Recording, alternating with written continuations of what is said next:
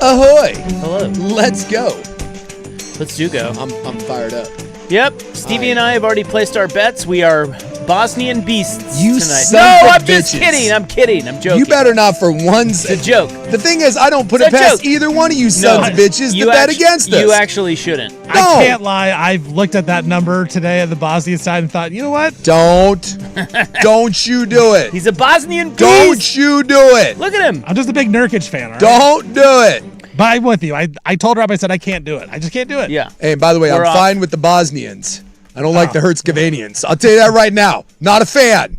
Bosnia, we're cool. I don't like those other ones. No, don't bet against us. Plus, it's like, well, you're getting odds. We're like plus 750, right? We? The U.S., we. No, we're big favorites. Yes. You said Whoa. plus Yeah, 750. no, USA is huge. Flip it. Yeah, sorry. Bosnia's like plus 500 to Yes. advance. Yeah, the U.S. is a massive favorite. We are minus. Yeah. But somewhere between 6 and 750. Yeah. We got this. Yeah. We got this. Yeah. Bosnia sucks. Yeah, but everything right now, nothing makes sense because like everyone's having a hard time. But is Herzegovina good? Dude, They suck too. well, you know, Now, if they were still Yugoslavia, they'd probably be pretty good. Ooh. it's a lot. I know nothing, and I mean absolutely nothing. But everyone that keeps telling me like all these teams, like Congo's supposed to be bad. I was watching that today. Congo had England on the ropes till Sir Harry Kane came up and started doing Harry Kane things. Senegal, same thing. They're up 2-0. Yeah. Let me give you. That- let me give that's you. a joke. Let me give you an anecdote, okay? You little bitches. Let's go. Let me tell you something. Let's go. Okay. First of all, I want to reiterate, Stevie Fire and I, we are USA. USA. Can I tell you all right the now? way. All the way. I want to believe both of you, but there was a moment of hesitation. there should have been. In the back of my mind, Yeah. I secretly think. Listen. You guys have had. I think look There are at no Steven bet. right now. There's a hedge bet. I am 100% truthful at all times on this show. I thought about it. I may have put it in the bet slip. I did not pull the trigger. I did not make the bet. Yeah, we talked about it. And look, Bosnia is probably pretty good value, but they suck. And we're American, so screw them. We're sitting this one out, although I do have the under. That's fine. I have the under of 3. That's fine. But let me tell you something. Here's my anecdote. Now, I've been betting the World Cup, okay? Yes. Because I enjoy it. I think it's fun. Okay. And what I can tell you is that unequivocally, while most every team puts up a good fight, the better team almost always finds a way to win. Yeah. And it's really been every game, with the exception of the Paraguay. Did they beat Germany? They beat Is that Germany. who beat Germany? Yes. And that went to penalty kicks. Yes. And Morocco won, but Morocco's pretty good. Yeah. So it's uncanny how. The Swedes didn't put up a fight either, but They were kind of crappy. We just but kind of rolled over. And France died. is awesome. France might be the best team. So it's uncanny how a team like today is a great example. The England match is the perfect example of this. It seems like every match is this way, where Congo plays its ass off and is gritty as hell, and the better team is on the ropes, and then they score 2 goals late and beat them 2-1. That's exactly what happened in the Congo-England game. Japan-Brazil was another one like that. Same thing. This game is the same. Senegal, now this is still tied. Yeah. But Senegal was up 2-0 in the 80th minute. Yeah. It is now tied. So it's you can almost see, and you can see it coming You too. can feel the momentum start to turn where the 'Cause better team starts peppering. They just start getting closer and closer and closer, and you're like, okay, they're going to score. Yeah. And then you see the other team wear down. And it's like, I would imagine the Bosnia-Herzegovina USA game will be the exact same way. Yeah. We'll be a little worried early, and we'll be like, uh-oh. And then, I don't know, Harry Kane may come out and put on his cape and score a goal for us. Yeah, we'll be all right. But at You the same time, it's like I officially have World Cup nerves.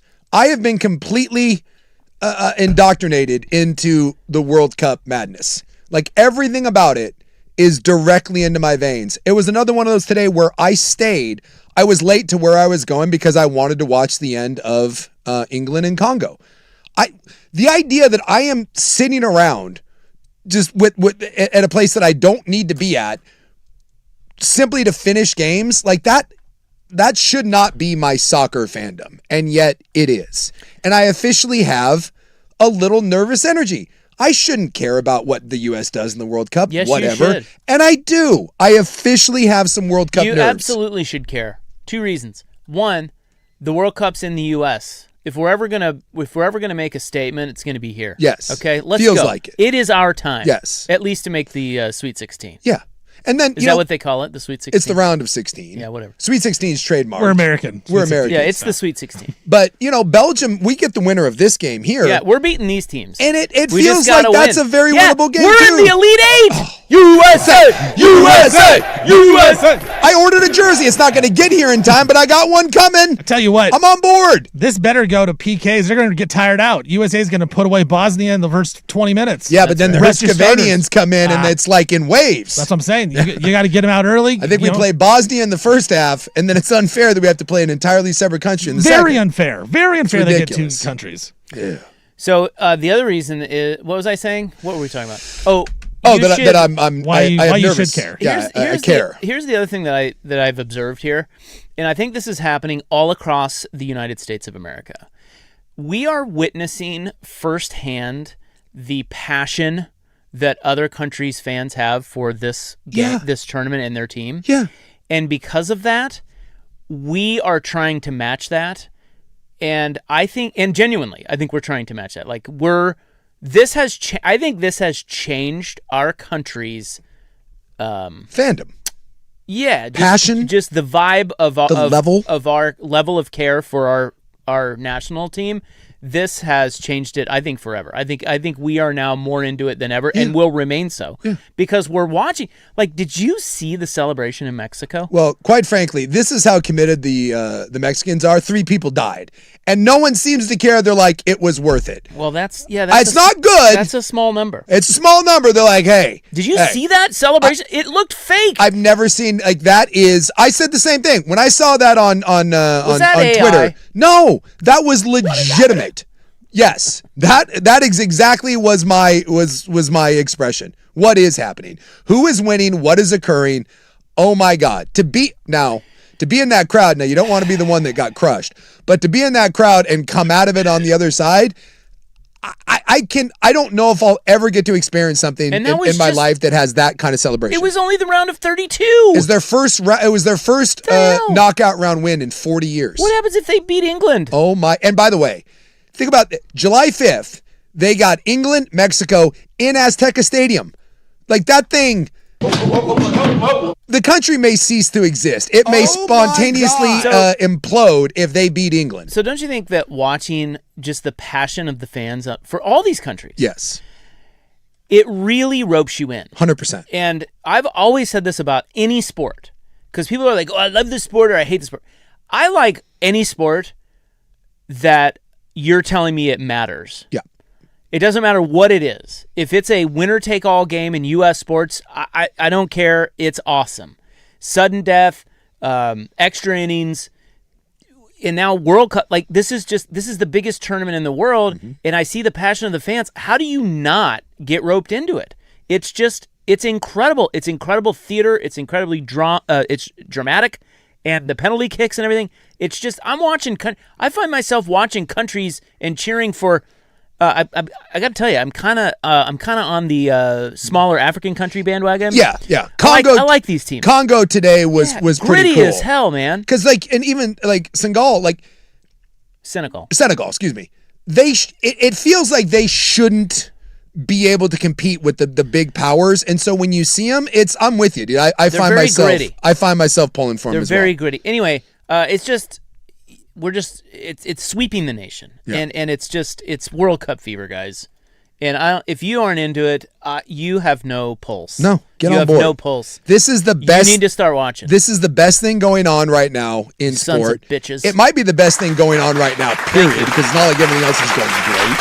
And this. And there's games on all day. All day. And that's another cool thing. This feels.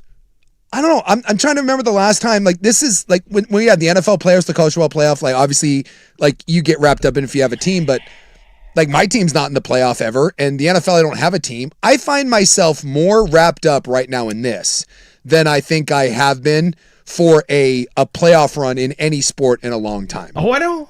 Like it's just appointment viewing. And like you said, it's all day. You get 3 games. And I find myself being like, oh I got to make sure I catch the end of this and who's coming up next. And now, is the World Cup going to do what American sports are so adept at doing? And like once they get down to like the Elite 8 and the Final 4, they screw it up. It takes them 2 weeks to play like 2 matches. I hope not. And they lose all momentum. I certainly hope not. Because if they keep the momentum going for this thing, I might be dead by the end of it. And imagine, and that's the thing is... And have an Argentina jersey you can bury me in. It's like if the U.S. were to lose, God forbid. Won't happen. We lose to the Hertz Motor Company here. It's not going to happen. But if it did, while that will be a bummer, I realized something over the last day or two. It is not... Now, it has been cool that the U.S. is considered like an outside contender. We're playing so well. But my enjoyment of the World Cup has not been based around the United States. Right. It hasn't. As cool as it's been to see the U.S. do great, and that scene up in Seattle when they played Australia, total FOMO on my part. I so regret not finding a way to get up there and spend the money and get a ticket. Idiot. Yeah. But it really has been, and I couldn't tell you what country has roped me in. There hasn't been a single entity. I love the fact that my Swedes were in it. Scotland completely roped me in. I'm all aboard Norway, who should be Sweden's rival. As you mentioned, some of the African countries, completely on board with. I found myself rooting for Paraguay to take down the damn Dutch. There's like 9 different... Damn Dutch. Yeah. I was all in on Mexico last night. Yes. Yeah. And like all of a watching sudden, their crowd play in front of their fans, man, that was I have questions. awesome. I have questions about that. Oh, by the way, the schedule, you asked about the schedule? Yeah. There's matches every single day until next Wednesday. There's a day off, and then there's a couple more days, and then there's 2 days off between like the semis and the championship. So, but we are getting, so we get constant. we have- Only 2 days in between? Yes, Oh, and we okay. have matches every day up until next Wednesday still. Yes. And the final is in New York, right? The final, Yes, it's in yes. Or well, it's New Jersey, Jersey. but yeah. Yeah. MetLife. Yes, and that'll be on Sunday, July 19th. Where are they playing the semis? Miami. The playoff, semis is in Atlanta. The third place game is in Miami. I know. Semis are in Atlanta and Dallas. They're already saying that maybe the New York, just based on the crowds we've seen, that New York, I get why they had it in New York or New Jersey, but they're already saying that some of the other crowds have been better. But I promise you, come the championship game, that place is going to U.S. be versus Mexico. It's going to be bananas. Ooh, I'm North telling you right America. now, we will not. I don't know if in my lifetime I am going to see a better environment than Azteca Stadium, Mexico City, England and Mexico in the round of 16. Let's go. You guys want to go? Yes. Do the show live? It's on Sunday. It's a phenomenal city to go to. That is just, Yeah, they have a Who's Chili's and everything. that's what I've heard. I'm in now. a I was Chili, out. Now I'm in. a Chili's that's open till like 3 a.m. Yeah, that's going to be amazing. Yes. But I have Mexico questions. Okay, since we're on the World Cup here. Mm-hmm. I don't find myself rooting for Mexico. No? No. I think it's really cool what they're doing. Yeah. Because they're kind of like the US, I think, only better, right? Like aren't they a little bit like they're not an elite, Yes, they're team. not. They have not won a knockout round game in 40 years. but they're also better than us. Like they view us as kind of we're like the little brother, the soccer little brother to Mexico. A little bit, yeah. Yeah, and that's why We I beat don't- them though in the last time Yeah. we won a knockout round was against Mexico. and that's why I don't think I can root for them. Like I feel like it's a little bit of a Portland Seattle kind of thing. I get you. And Can you root for Canada? yes, Okay, yes, I like Canada. But- as a matter of fact, today is so National you're racist. Today is National Canada Day, Oh, and I find oh, Canada. I find Canada to be a delightful country, and I find Mexico to be a delightful country. I think we have a little bit of a soccer rivalry, and so I feel like I don't know. I don't know that we should be cheering for Mexico. I just think the scene is incredible. Yeah. Like there's nothing to like. There's no words. Like somebody texted in that they did you see the lost dog Yeah, it's phenomenal. video? Yeah. Again, that was another one that I wasn't certain if it was real. Well, it might not be real, but who cares? Let's just embrace Why it. do we let the truth get in the way of a good story? So it's some guy in Mexico. They're just celebrating. They're just partying in the streets. Yes.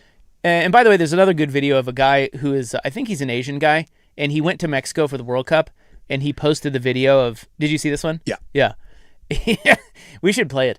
His video is funny. It's just him laying in bed. He's going, "Oh my God, I cannot party. How do they do this How every do night? you do this? You party every night. I can never come back here. You're going to kill me." Anyway, there's a guy dancing in the streets because Mexico won, and he's dancing with a dog. It looks like just a stray dog. He picks it up. The dog's like, "What the hell's going on?" And it was somebody's lost dog. Yeah, and they saw it on the video. They were like, "Hey, that's my dog," and they got the dog back. Yeah, he'd been lost for like a month until the dog went viral, and now it's back with its owner. God. Again, I want that to be a real story, and I'm just going to choose to believe that it's real because it's awesome. See, I'm the opposite. I do find myself, there's not many teams that I find myself really rooting against. I just am enjoying the whole thing. I don't want to root for France.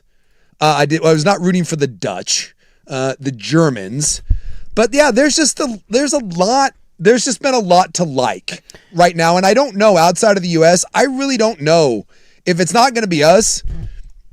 I'm not really certain where I would throw all my... Well, wait a minute. Well, that's why I find myself rooting for teams like Mexico, because, again, if it's not the U.S., I find myself seeing the fans and seeing their passion, and it gets me excited, because I don't know what I'm...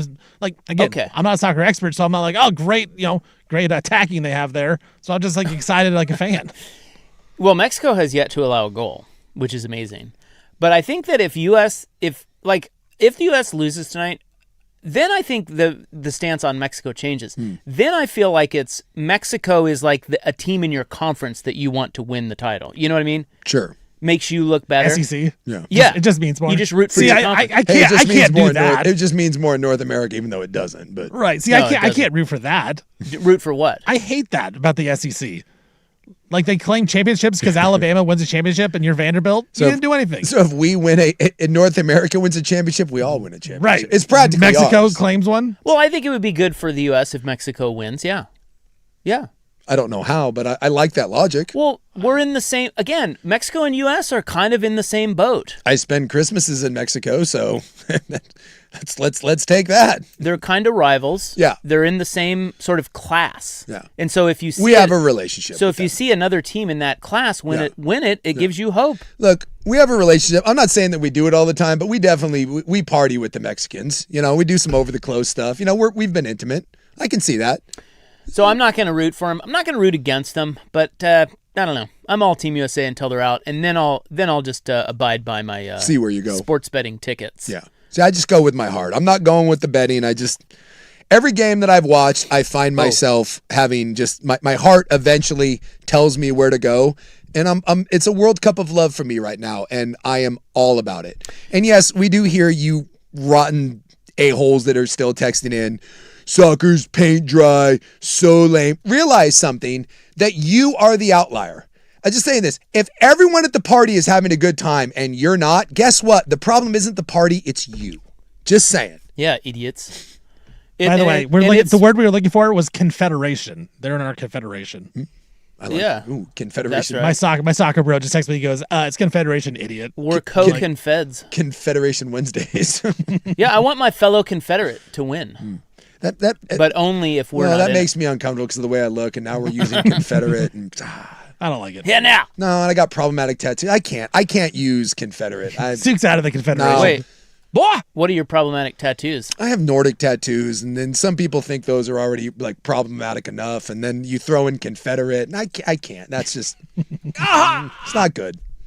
It's like I can't use the word tyranny. I can't use Confederate. It's not. When you look like me and Suke, yeah, you can't. There's certain things you can't say. No, it's not, and I feel like Confederate's one of them. One other question about Mexico, and I've heard this in some places. I don't believe this, but some people are really disliking their fans keeping the Ecuadorians up all night at they're calling that really poor sportsmanship. I think it's great. I do too. It's called gamesmanship. Well, okay, is it gamesmanship? Yes, or because is it's not violent. There's nothing violent about it. This is literally, I love my team so much. This is what I can do to affect the game. Look, is it dirty pool? Sure. But at the same time, those people are in a nice hotel. They're fine. There's no name calling. There's nothing like that. You can put no racist stuff. I've slept on Bourbon Street, and like you can go to bed. You put in some earplugs, a night mask. Let's not act like that was It was kind of a fun little cheeky thing, and I'm sure it was annoying for a little bit, but it didn't have a big impact. All right, there you go. There's your prattle, you little sports bunnies. I love you all. We're fired up today. We are. I came in hot. This Belgium game it has me on Still going. Still going. It's High Kick Wednesday. Mm-hmm. We will start with probably more soccer. I mean, why not? There's a big just happened blockbuster trade in the NBA. Jaylen Brown heading somewhere. Oh, really? Oh, my God. They finally got it done. That is the greatest sports tease of all time. And I'm guessing not to us. Yeah. That. Hey, maybe you'll find out in my update. Oh, wait. There's an update right now? Yeah. Oh. I won't even say it. I'll let you break the news. I'll hold off. Okay, I'll go look it up. All right. I'm excited. Where do you think he went? I don't know. The Mets? Hey, it's Bobby Bonilla Day. They could use him. We could use anyone right now. Next.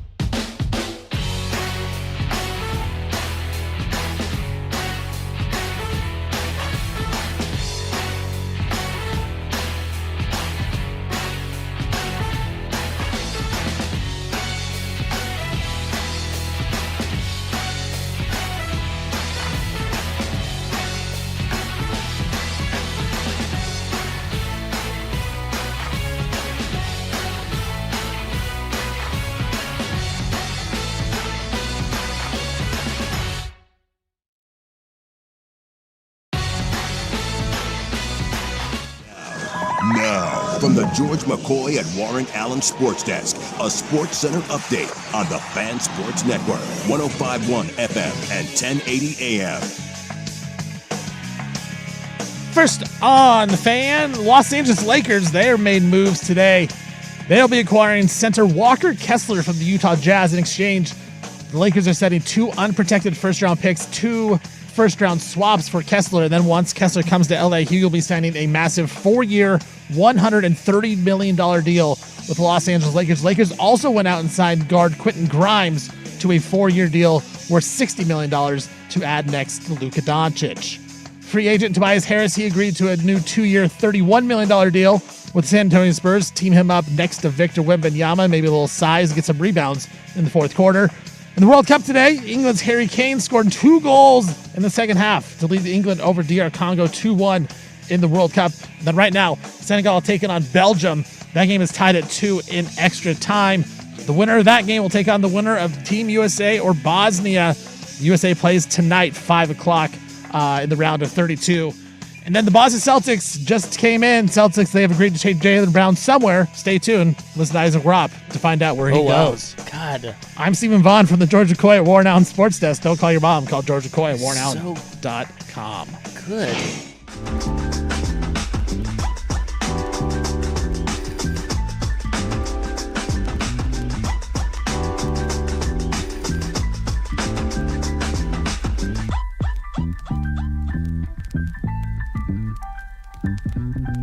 Little copyright-free piece of music here. I like it.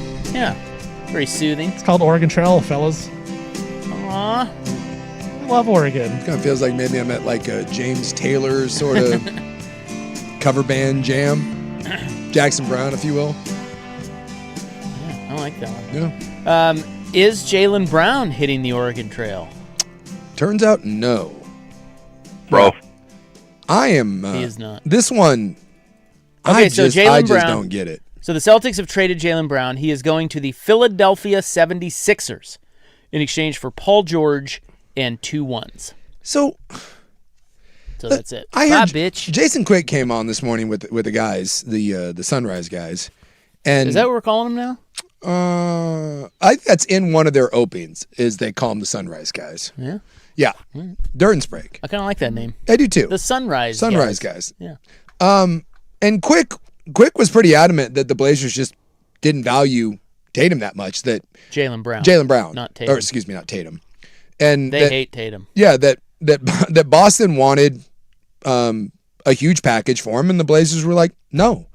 So I understood that they didn't want to give up Klingon, and obviously Denny was off the table, and then so some of the packages that were rumored were like, does Tamani get thrown in? Is it Scoot and Shaden, and is it 3 or 4 1s? And I never understood why, if Portland had the best offer, that they weren't interested in doing that, and maybe the price was too high. But dude, we have like 97 guards, and Paul George went for two bad ones. By the way, our ones would have been better than Philadelphia's ones.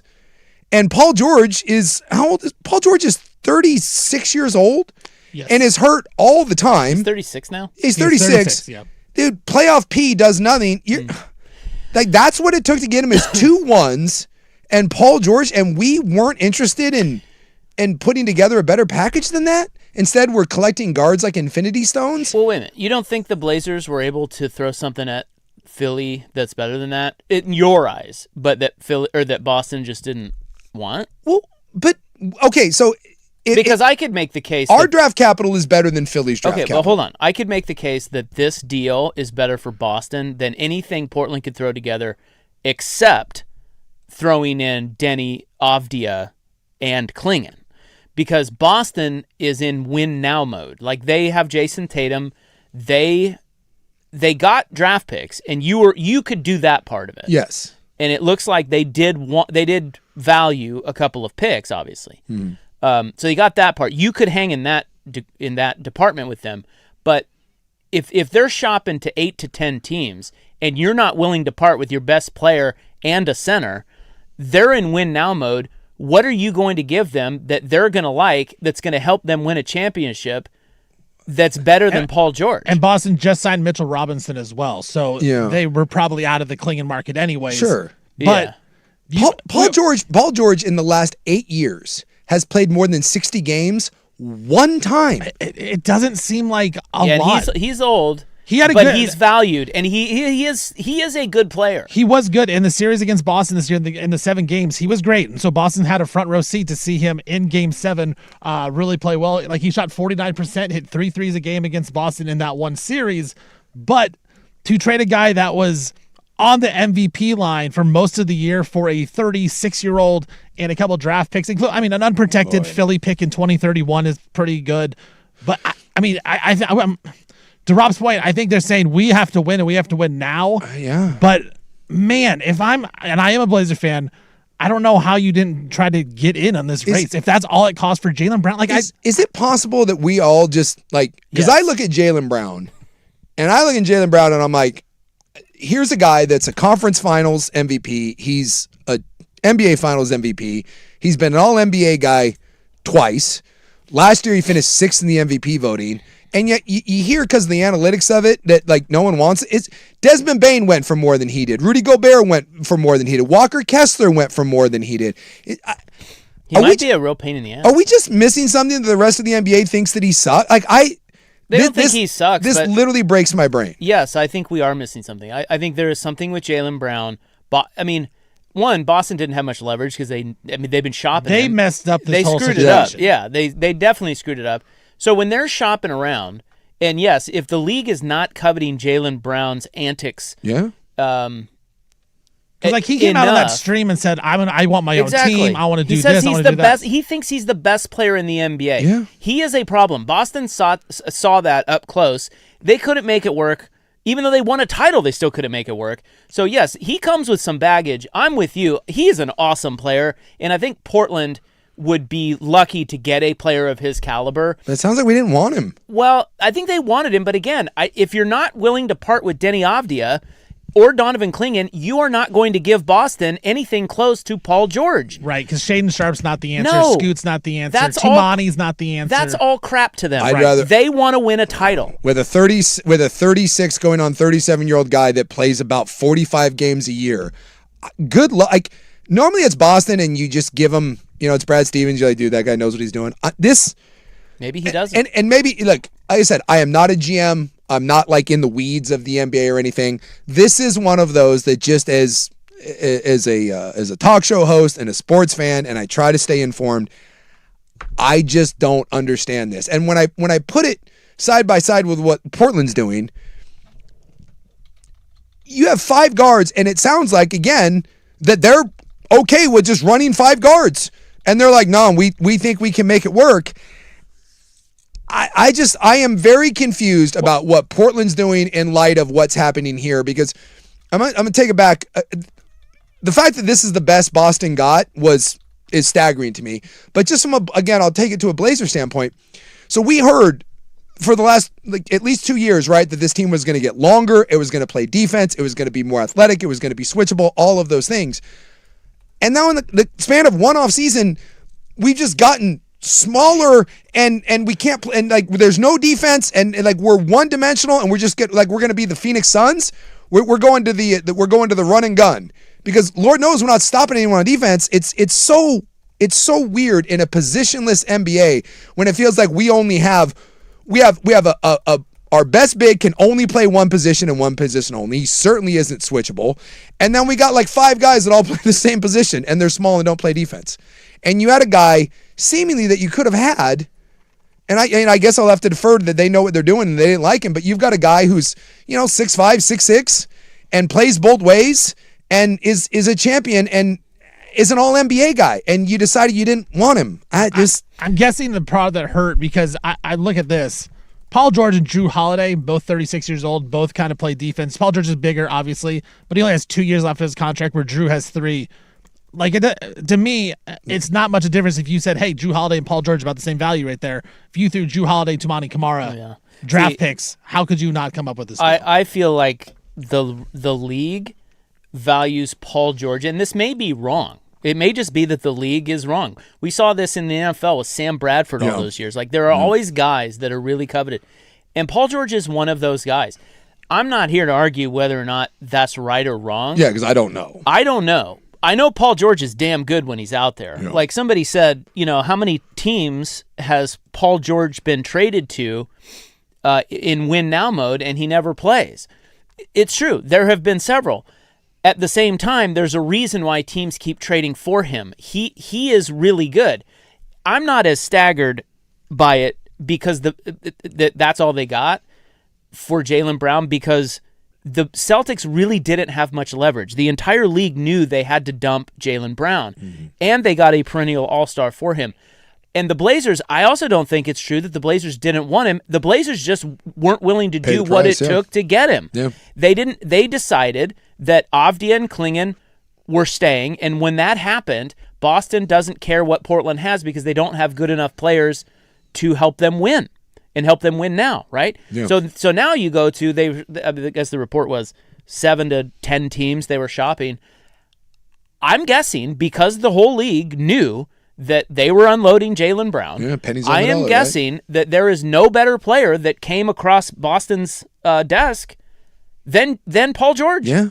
And they were like, all right. You have to be right. I mean, it's the only thing that makes sense. And they got a couple of firsts, and I guess somebody said they also got a couple of twos. Yeah, a couple of twos. Now, when it comes to the Blazers and what they're doing, now this is where we agree. I don't know what Joe Cronin is doing, and again, I'm going to wait and see how this roster shakes out and see what they're doing, or see what they end up doing. But Tom Dundon's big mistake. Everybody's been critical of Tom Dundon except us so far. This is one area I think Tom Dundon really screwed up keeping Joe Cronin. I don't know. They have no semblance of a plan and haven't since Joe Cronin has taken over. It's a very weird tenure so far. Some good, but now you got Ja Morant and not much. Like, I don't know. I don't know what they're doing. We'll give them time to see how they finish it off. Yeah. But I don't know, man. Cronin ain't it. It just feels like you had an opportunity to add a second or third team All-NBA player and not give up a lot for him and still have some version of, again, the long, rangy, switchable, like tough-nosed team that you were building. And I just don't see the vision. And well, there is no vision. But again, I guess I'll just, Cronin and Honori obviously have some sort of plan. And that's the other one. Like, I don't, like, we're going to get into this whole thing now where anything good happens is going to be Joe Cronin. Anything bad that happens is going to be Tom Dundon. Yeah, right. I do not believe that Tom Dundon is sitting up there. He never did this in Carolina. I don't believe he's doing it here. He goes, he's not a roster guy. I do not believe that Tom Dundon is up there being, you go get Jaylen Brown, or you go get this, you go get that. I agree. This is Joe Cronin. This is Joe Cronin. And Joe Cronin is not doing a good enough job. Dundon always says that he gets a lot of input and he'll push back on people, but he wants you to sell him on the vision. And that's the problem that I don't see, but I'm not a GM and I'm not a coach. But I saw a vision that looked like it was kind of heading one way, and now it feels like and there was a piece that seemed like it fit perfectly in that vision. And then it just felt like we made like a wild right-hand turn, and I guess we won't know until the rest of the roster gets filled out and we see what happens when they play. To hear Jason Quick, who I think is one of the best media members, and when Quick says something, that is a very connected individual. I think it's really sexy. So I take Quick. I don't dismiss anything he says. And he was pretty adamant today that he has heard that they feel that they can make this work and play all five of these guys together. And fire Joe Cronin. I'm kind of sitting there and I'm like, well, we'll see. I'm with you on the Dundon thing. This is all Cronin. Yeah. And I just think Dundon can be blamed because he kept Joe Cronin. Sure. Now, the smart thing that he did was Joe Cronin, I think, only has 1 year on his deal. I believe so, yes. So does Mike Honori. So he said, hey, all right, prove it. You seem impressive. I'll keep you. Got a big offseason. Let's see what you can do. And I'm only going to sign this coach to a one year guarantee. And after a year, we're going to sit down and we're going to revisit this thing. That's what Dundon has done. And I feel like next year, if status quo is this, and this is what they're doing, we may get some change. Because Dundon's pretty clear. He wants to win, and he wants to win now. And that's the other one. And you talk to people, and that's the thing, is like he just wants to win. And so if Cronin doesn't make a move that helps this Blazers team win, he's got 1 year left. He's out. Here's a question. Yeah. Here's a question. Yeah. Do you think Joe Cronin acquired Ja Morant out of desperation to do something, to just get something? Might be.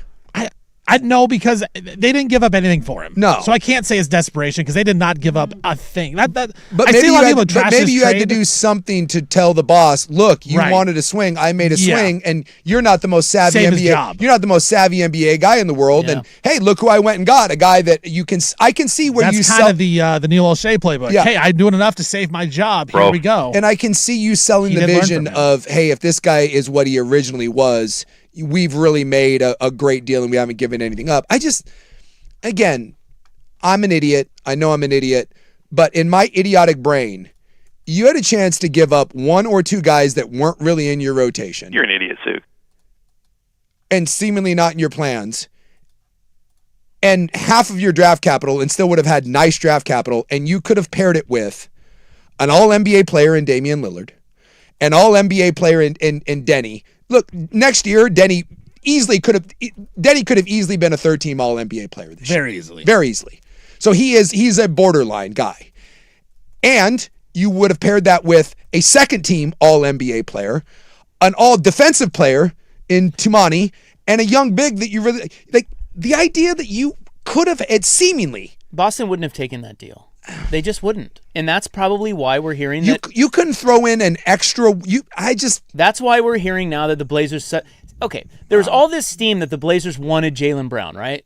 Yeah. There's all this steam that the Blazers wanted Jaylen Brown. One day we wake up and we see they're the front runner for Jaylen Brown. What does that tell you?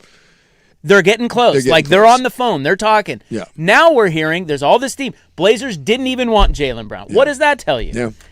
The Blazers tried and they didn't get him. Yeah. Boston did not want if the Blazers, this one I'm sure of. If the Blazers were not going to give up Denny Avdia or Donovan Clingan, they were not going to get Jaylen Brown because Boston wants to win now. They want better players. Yeah. And I don't know why Blazer fans think Boston would want Shaedon Sharpe, Scoot Henderson, or even Kamara. It's not going to help them enough. So that's why they got Paul George, which I know that's polarizing.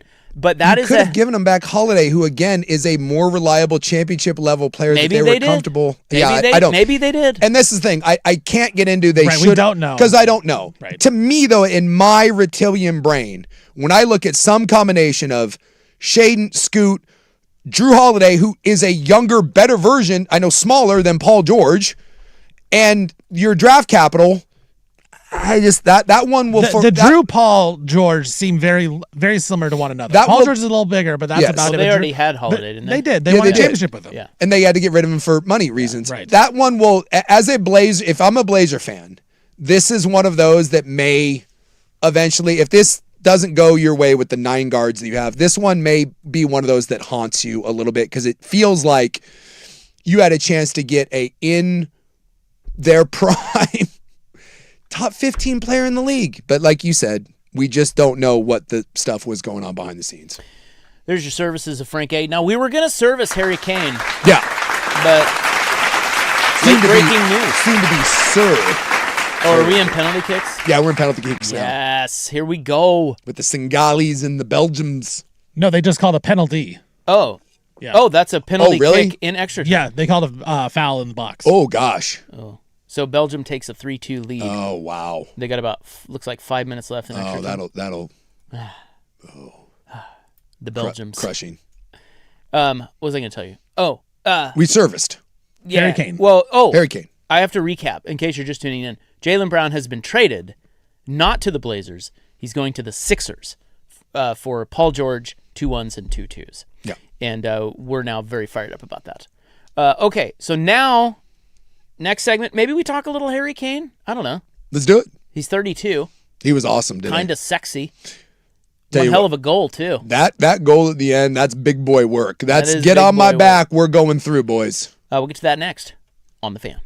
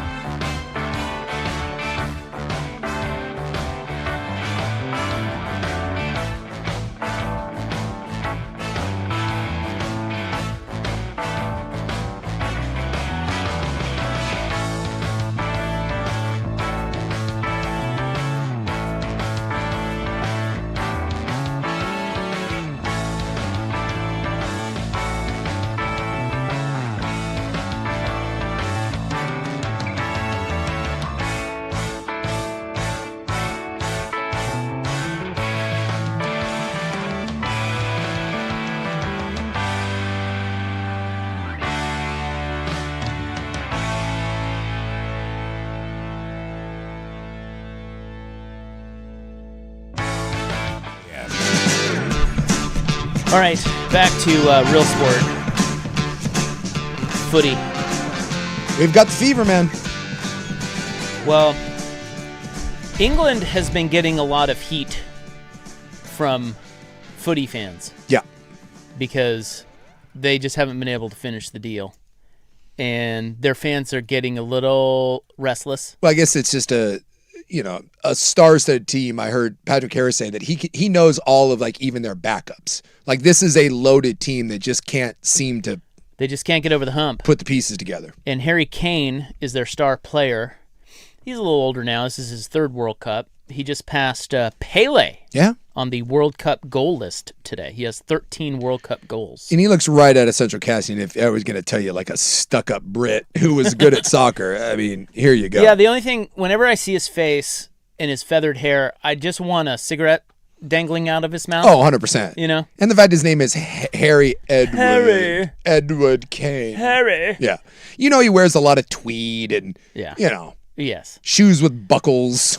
Yeah, I don't know much about him other than he's really good at soccer, but he's had this reputation of not being able to score when it matters. And, like, he's kind of this, I mean, as good as he is and as good as they are, he's kind of, like, gone cold in the biggest moments. Messi had that label on the World Cup stage until he finally broke through. Yeah, and today they're saying, and they even said it on the broadcast, they said they've never seen Harry Kane celebrate like this. Yeah. Because they were on the ropes. Congo's goalkeeper was awesome for 3/4 of that game, and they should have scored like 4 goals. They could not get it in, and Harry Kane saved them. And they said he scored 2 goals in the last 10, 15 minutes. I think I want to say that it was still 1-0 going past the 80th minute. And I think that's right. Yeah, and he scored one right there. And then he scored another one like 7 minutes later. Yep. And the second one was awesome. Awesome, yeah. It's one of those where it's like, does the U.S. have a guy like that? Like you watch Messi score and you watch Mbappe score and you watch Kane score. I don't know. Do we have a guy like that? I mean, we've got quality players, but we have no. I mean, you're talking about the best players in the world, and no, we do not have. Is it Pulisic? Because going into the tournament, I looked this up. ESPN brought out the top 50 players in the tournament. USA had none. None of them. We do not have that stud. That's a problem. We don't have a singular force. Because it's like England was gonna lose. Yes. But they just had one guy who said, no, we're not gonna lose. Because honestly, like the Congo goalkeeper made a phenomenal save, knocked it back. England made a slick little pass, and then Kane got it. It looked like the Congo guy was right with him, and he just shoved him off, got a little bit of room, turned and fired, and it was a beautiful goal. It was just like the Norway game yesterday with Holland. Like, you Yeah. knew he was going to score or Yeah. at least make a play. He makes the play at the end. Like, I'm with you. Does USA have that guy? I don't know, but it doesn't seem like they do. Yeah, I don't know if I don't know. I mean, I don't think anybody expects USA to win the tournament. No. But I do. USA. But it would be awful nice to have an eraser like that because they were saying like that's a big one for Harry Kane's legacy. Mm-hmm. They were going to be bounced in the round of 32. It would not have gone. No, and so they said on the broadcast it looked like it meant a lot to him that happened and he came through. So England will now play Mexico at Azteca on Sunday at altitude. That thing is just. When's the last time? It's gonna be amazing. Of course, tonight we're going to be on the air when USA is on. But when's the last time you on a holiday weekend were going to have to like cut out time to go watch a soccer match? Never. That does not. There's not the Timbers. Nope. Doesn't involve the my Thorns. kid. Doesn't involve your kid. It doesn't involve Team USA. No, never. Never has happened. It's never has happened until Sunday. Yes, it is appointment viewing. I will be like, all right, what time's it on? Cool, we're sitting down, we're watching it. And the thing is, like, my family doesn't give two S's about sports, and even they are now sitting down and being like, dude, we got to watch this. Every night when I come home, it's World Cup time. And it's just, it's awesome. And we've been waiting for these big time games, and this right now, this has the makings of the biggest game so far in the World Cup, and I'm all about it. You want to hear Mexico's yes. goal from last night? Yes. Or one of them. This was the first one, I think. Yeah, because they won 2-0. Yeah, they beat Ecuador. Mm-hmm. This is the call from the Mexican broadcast of their first goal last night. Ojo con Julián. Mora, la pelota para Julián. Ahí fuera de juego. Julián Quiñones va a ir a encarar al área. Se mete Julián. El primero de México puede ser Julián.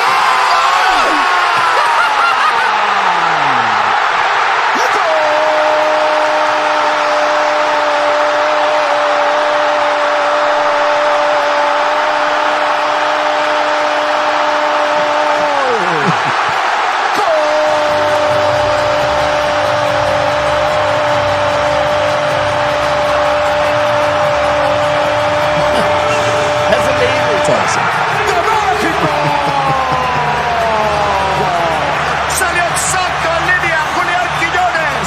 Y cuando Ecuador pisaba fuerte en el partido, aparece Julián liquidando a Galíndez. 1-0. That's just phenomenal. So good. So good. By the way, watching England-Congo today, why can't they just call them Congo? Did you notice that? It's not their name? Yeah, because it's not. No, they're DR. They kept calling them DR Congo. Right, Yes, that's the name of the. Well, I know, but can't they shorten it? It's like, why can't I call you Brian? Well, no, it's like saying the U.S. and they have to say United States every time you say U.S. or every time you're talking about the U.S. What team. a weird thing for you to pick up on. Well, you didn't catch that? Well, I did catch it, but it's the Democratic Republic of Congo. I understand, but we've always called it Congo. No, So that's, I guess, we have to call Souk Jason all the time. Like, I have to call him Jason? Is that what you're saying? No, I'm just saying it might be nice to shorten it every once in a while. You have to say DR Congo every single time. if we've learned one thing about this World Cup, it's that you will call the country what they want to be called. Turkey, eh? Turkey, Bosnia, Boy, that is true. yeah, Yeah. Bosnia you do and not- Herzegovina. Well, what was the other one? Not Turkey. There was one Turkey, before. there's Czechia. Czechia. Yeah, Czechia or Czechia, which I'm still not certain of. Don't get me started on Qatar, Qatar. Look, I don't know.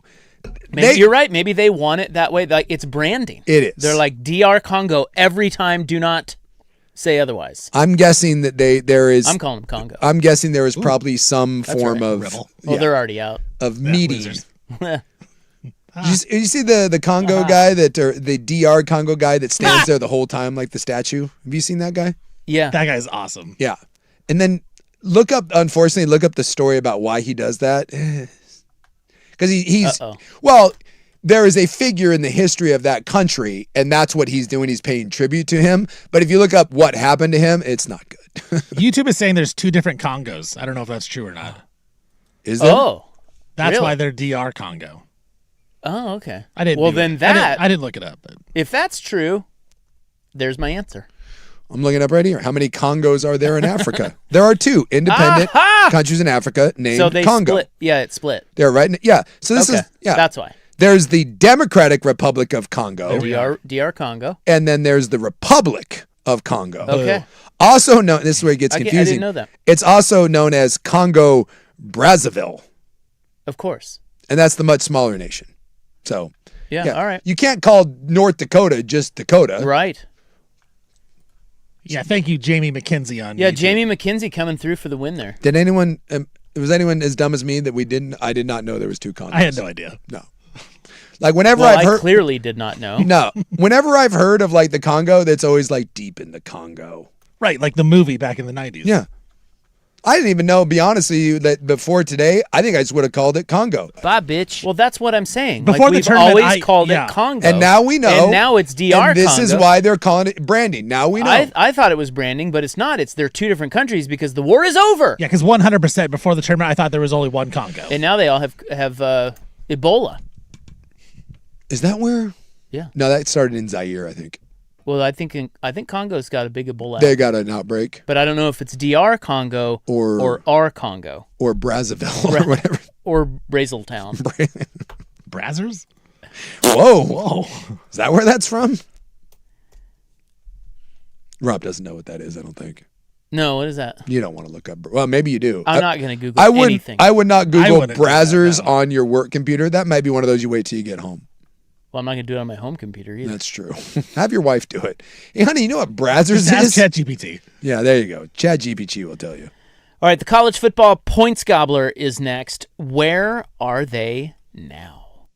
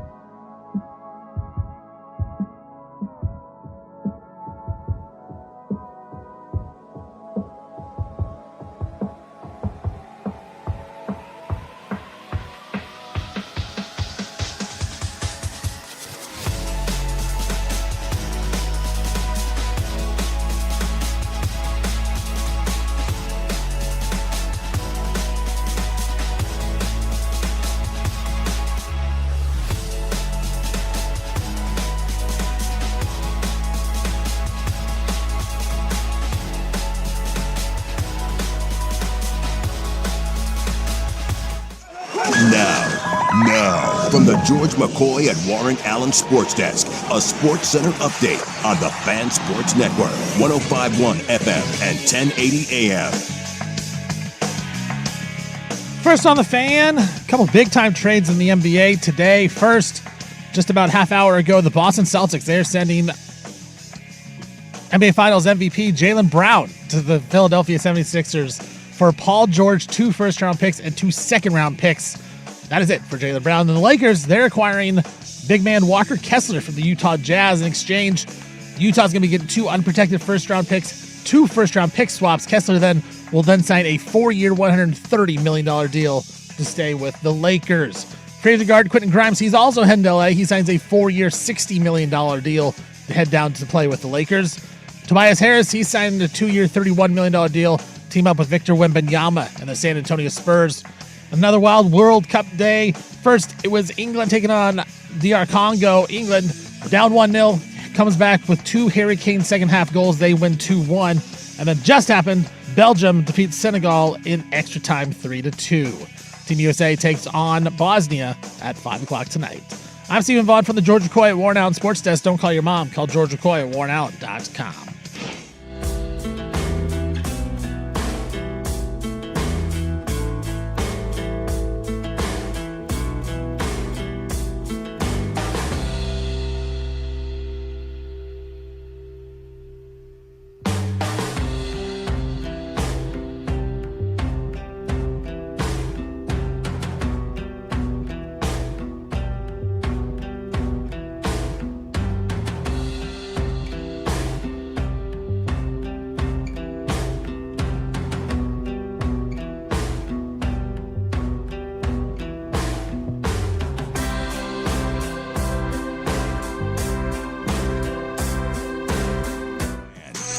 All right, welcome back. Who do you think I am?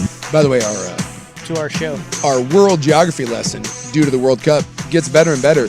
Turns out the DR Congo used to be Zaire. Yeah. So you said Ebola. I said, well, that's Ebola started in Zaire, which means it started in the Congo. In the 90s, with the war, that was the rumble and jungle was in Zaire. That's now the DR Congo. Yeah, they said over 1,300 people have died this latest outbreak of Ebola. Yeah. If you want a terrifying read, go look, find the book, The Hot Zone. And it's about when we first had the outbreak of Ebola. It's the scariest thing you could possibly imagine. And it does lay out the fact that if that ever were to become airborne and easily transmittable, it's your ass, Mr. Postman. A couple of texts here to the fan text line. I like what they did there. Can we make the Democratic Republic of the United States everything Colorado and West? I think that's more of a Texas thing. They seem to be the ones that want to do their own. We don't need you. Except when like a storm hits, they don't have a power grid. Yeah, the dismantling of colonialism causing a ton of name changes. Since we were in school, names and borders have changed dramatically. Yeah, I think that's what we're finding out. Sure. And it's taking the World Cup coming to the U.S. for us to learn that. Yeah. Yeah. That's the thing. We're a little behind. It's nice that the world is coming together and we're figuring that out. It has to be thrown right in our faces. It's true. Or else we will not. And even then, we still don't get it until, right. We just until blow it off. YouTube tells us. Right. Thank you, YouTube. All right, where were we? I don't know where we were going. Oh, I have a read. Oh. Everyone shut up. Me. Listen up, everybody. We have important Check things. this out. Are you ready? I am You ready. guys ready for this? Embracing myself. And 3 and 2. Pitch. Binary Brewing and The Fan have teamed up for the Only Fan IPA. You get it? I see. Only Fans? Only Fan? We're so clever. It's available for a limited time. Taste the Fan. Ooh. That's a little creepy. Yeah. Do you want to taste Isaac Robb? With Binary Brewing's signature West Coast IPA. No offense, but I think there's some members of the fan that I think might taste better than others, but this is all of us combined? Go to Binary Brewing's Beaverton location and ask them about their Only Fan. So good, only the Fan and Binary Brewing can pull it off. There you go. I had one of those at... There's my read. I had one of those at the fan golf tournament. Yeah, it's a good beer. Yeah. Yeah, I like beer. You can taste I mean, I don't like beer, but the fan. that's a good beer. And there's my read. Thank you. Yeah. Award winning. Should we be winning awards for that? Okay. And you can imagine whoever you want while you're drinking it. I mean, taste the fan. We got a couple of young hots now Yeah. at the Fan. There you go. You can imagine. Yeah. We're the old guys, but you got some plump dudes. You got some young guys. We got a little something for everybody. Yeah. We got a little something for everybody. No hot girls though. No. No fangirls anymore. No. They were cut from the budget a long time We ago. have no female Representation. hosts. No, we do not. Even our boss is no longer female. For a while there, you could have had that. You could have thrown in Kim or our sales manager, Sam. Now we've got the little general and the tonguer. So, nothing we can do. It's time for the Gobbler. Let's the gobble. college football points Gobbler. Before we get to where are they now, I do need to mention that today being July 1, we are welcoming in the new Pac-12 today. Yes! It is official. The Oregon State had a pretty cool hype video. I don't know if you saw it. Who did? Oregon State? The Beavs? No, I don't watch a lot of hype vids. Well, I just came across not my thing. I follow Oregon State athletics, and it came across my timeline, and it was really cool. They had all the great Beavers of the past. Boise State did a little something, and that was kind of a trip to see the Pac-12 logo on the Smurf turf. They did a thing where they were installing it. So, yeah, we got the new Pac-12. Can you name all the schools in the new Pac-12 now? How many of them are there officially? So I feel like they're still at 9. Are they? Yeah, I think seven jump in today. And I feel like they might still want another one. But remember, they never really kind of resolved that. There was all this talk about like Sac State. Yeah. But they never added a 10th. Okay, so if we're There's going... also a basketball only school. Correct. Yeah, that's Gonzaga, right? Yes. So that would make it 10, but we have... No. They're 9 one is of Gonzaga. Yeah, they're one of the 7. So there's only 8 in football. There's 8 football. Okay, so we got the state. So we got Oregon State, Washington State. Correct. Right? We got Boise State. Yep. There's Fresno State. Yep. Colorado State. Correct. San Diego State. Oh, San Diego State, Utah State. Yep. And there's one more. It's Not on the West Coast. That's 7. There's one more. Who'd they go out and get? Oh, they got Texas State. Texas State. And then Gonzaga, but for basketball. Is there another basketball in here, or is it just Gonzaga? No, just Gonzaga. Just Gonzaga. Okay. And then there are other. Do you want the real lowdown? Yeah, give me the real load. Give me the real. I'm going to give you the real load. Mm-hmm. The league also officially welcomes 12 new affiliate members across 5 Olympic sports. Oh yeah, because this is every conference has this where you kind of, especially the lower ones, you bleed in because those sports need to play regionally. So in baseball, they have added Dallas Baptist. Toss out the records when Dallas Baptist comes. Men's soccer, Cal Baptist, Cal Poly, UC Riverside, and UC San Diego. Women's gymnastics has added Southern Utah. Oh, Southern Utah. So add them to the mighty Thunderbirds. Add them to your women's gymnastics Pac-12 power rankings. I had my buddy used to coach tight ends there, so I can probably get a hold of him and be like, hey, give me the skinny on the women's gymnastics team. Women's swimming, Cal Baptist, and wrestling, Air Force, Northern Colorado, North Dakota State, Northern Illinois, and South Dakota State. Why wouldn't Air Force just be in the Mountain West wrestling? Because they're in the Mountain West. What? So everything in the Air Force is wrestling in the Mountain West, is in the Mountain West, but wrestling's in. Yeah. Boy, I don't. There you go, buddy. This is much like the DR Congo. This is and Jaylen Brown. It's above my pay grade. I don't know. I'm an idiot. What? I know is apparently God is going to play a prominent role in the minor sports of the Pac-12. So how do we handicap the Pac-12 this year? I also would like to point out the Pac-12. Wait, are they playing this year? Yeah, it is this year. Yeah, it's this year. Yeah, we've already got through 2 years of the Oregon State, Washington State. Yeah. 2-team Pac-12. Yeah. Who won it? Who are the champs? They split They first year. split because they played twice. They split last year, yeah. Split again, huh? Didn't they? Yeah, I thought they split the games. Yeah, because Oregon State won at home. I think Oregon State technically won. I think they have the 2-1 advantage. It's tiebreaker. Because I thought Oregon State won the first year, if I'm not mistaken, and then I think they split because they played twice. Yeah, they split last year. And yeah. You're saying what? I think the Beavs won the first go round. Yeah, they did. 41-38. So the Beavs are the official Pac-2 champions. Yep. I think that's right. There you go. Way to go, Beavs. I'm bothered that for years and years the Pac-12 wouldn't take BYU in because of religion. Meanwhile, we're taking in every small town Baptist Catholic school known. Now it's open arms. Yep. Well, it's desperate. Yeah. Hey, you didn't want us then. Guess what? You don't get us now. Sorry, Pac-12. Yeah. Suck it. I don't know. Like, you would think that Boise State obviously Boise State will win that league? I mean, Boise State has been by far the most consistent of those teams. But, you got new regimes at Washington State. You got new regimes at Oregon State. Colorado State invests in their program. Jim Moore is their head coach now. Yeah. So, but it's just wide open. I think this could be a competitive conference, but you'd be silly to not think that just off the top of your head that Boise State is the class of that conference. Yeah, San Diego State had a good year last year. Sean Lewis, year 3, I believe, for him there. He's a good little coach. Yeah. You want the odds, guys? Yeah, give me the odds. I have the odds. Yes. Boise State's the leader, right? They are the favorite. They are plus 150. Okay. Meaning you have to bet 100 to win 150. San Diego State plus 350.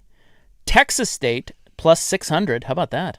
Washington State plus 750, Fresno State plus 800, Utah State plus 1,100, Oregon State plus 3,000. I'll tell you right now. And Colorado State plus 4,000. If you got a couple bucks and you want to take a flyer, throw some money on the Beavs. That is going to be that. Go Beavers! How about that? They've got a chance. They've got a chance to hit the ground running in that conference. You do bring back a guy that has proven that he can be a quarterback.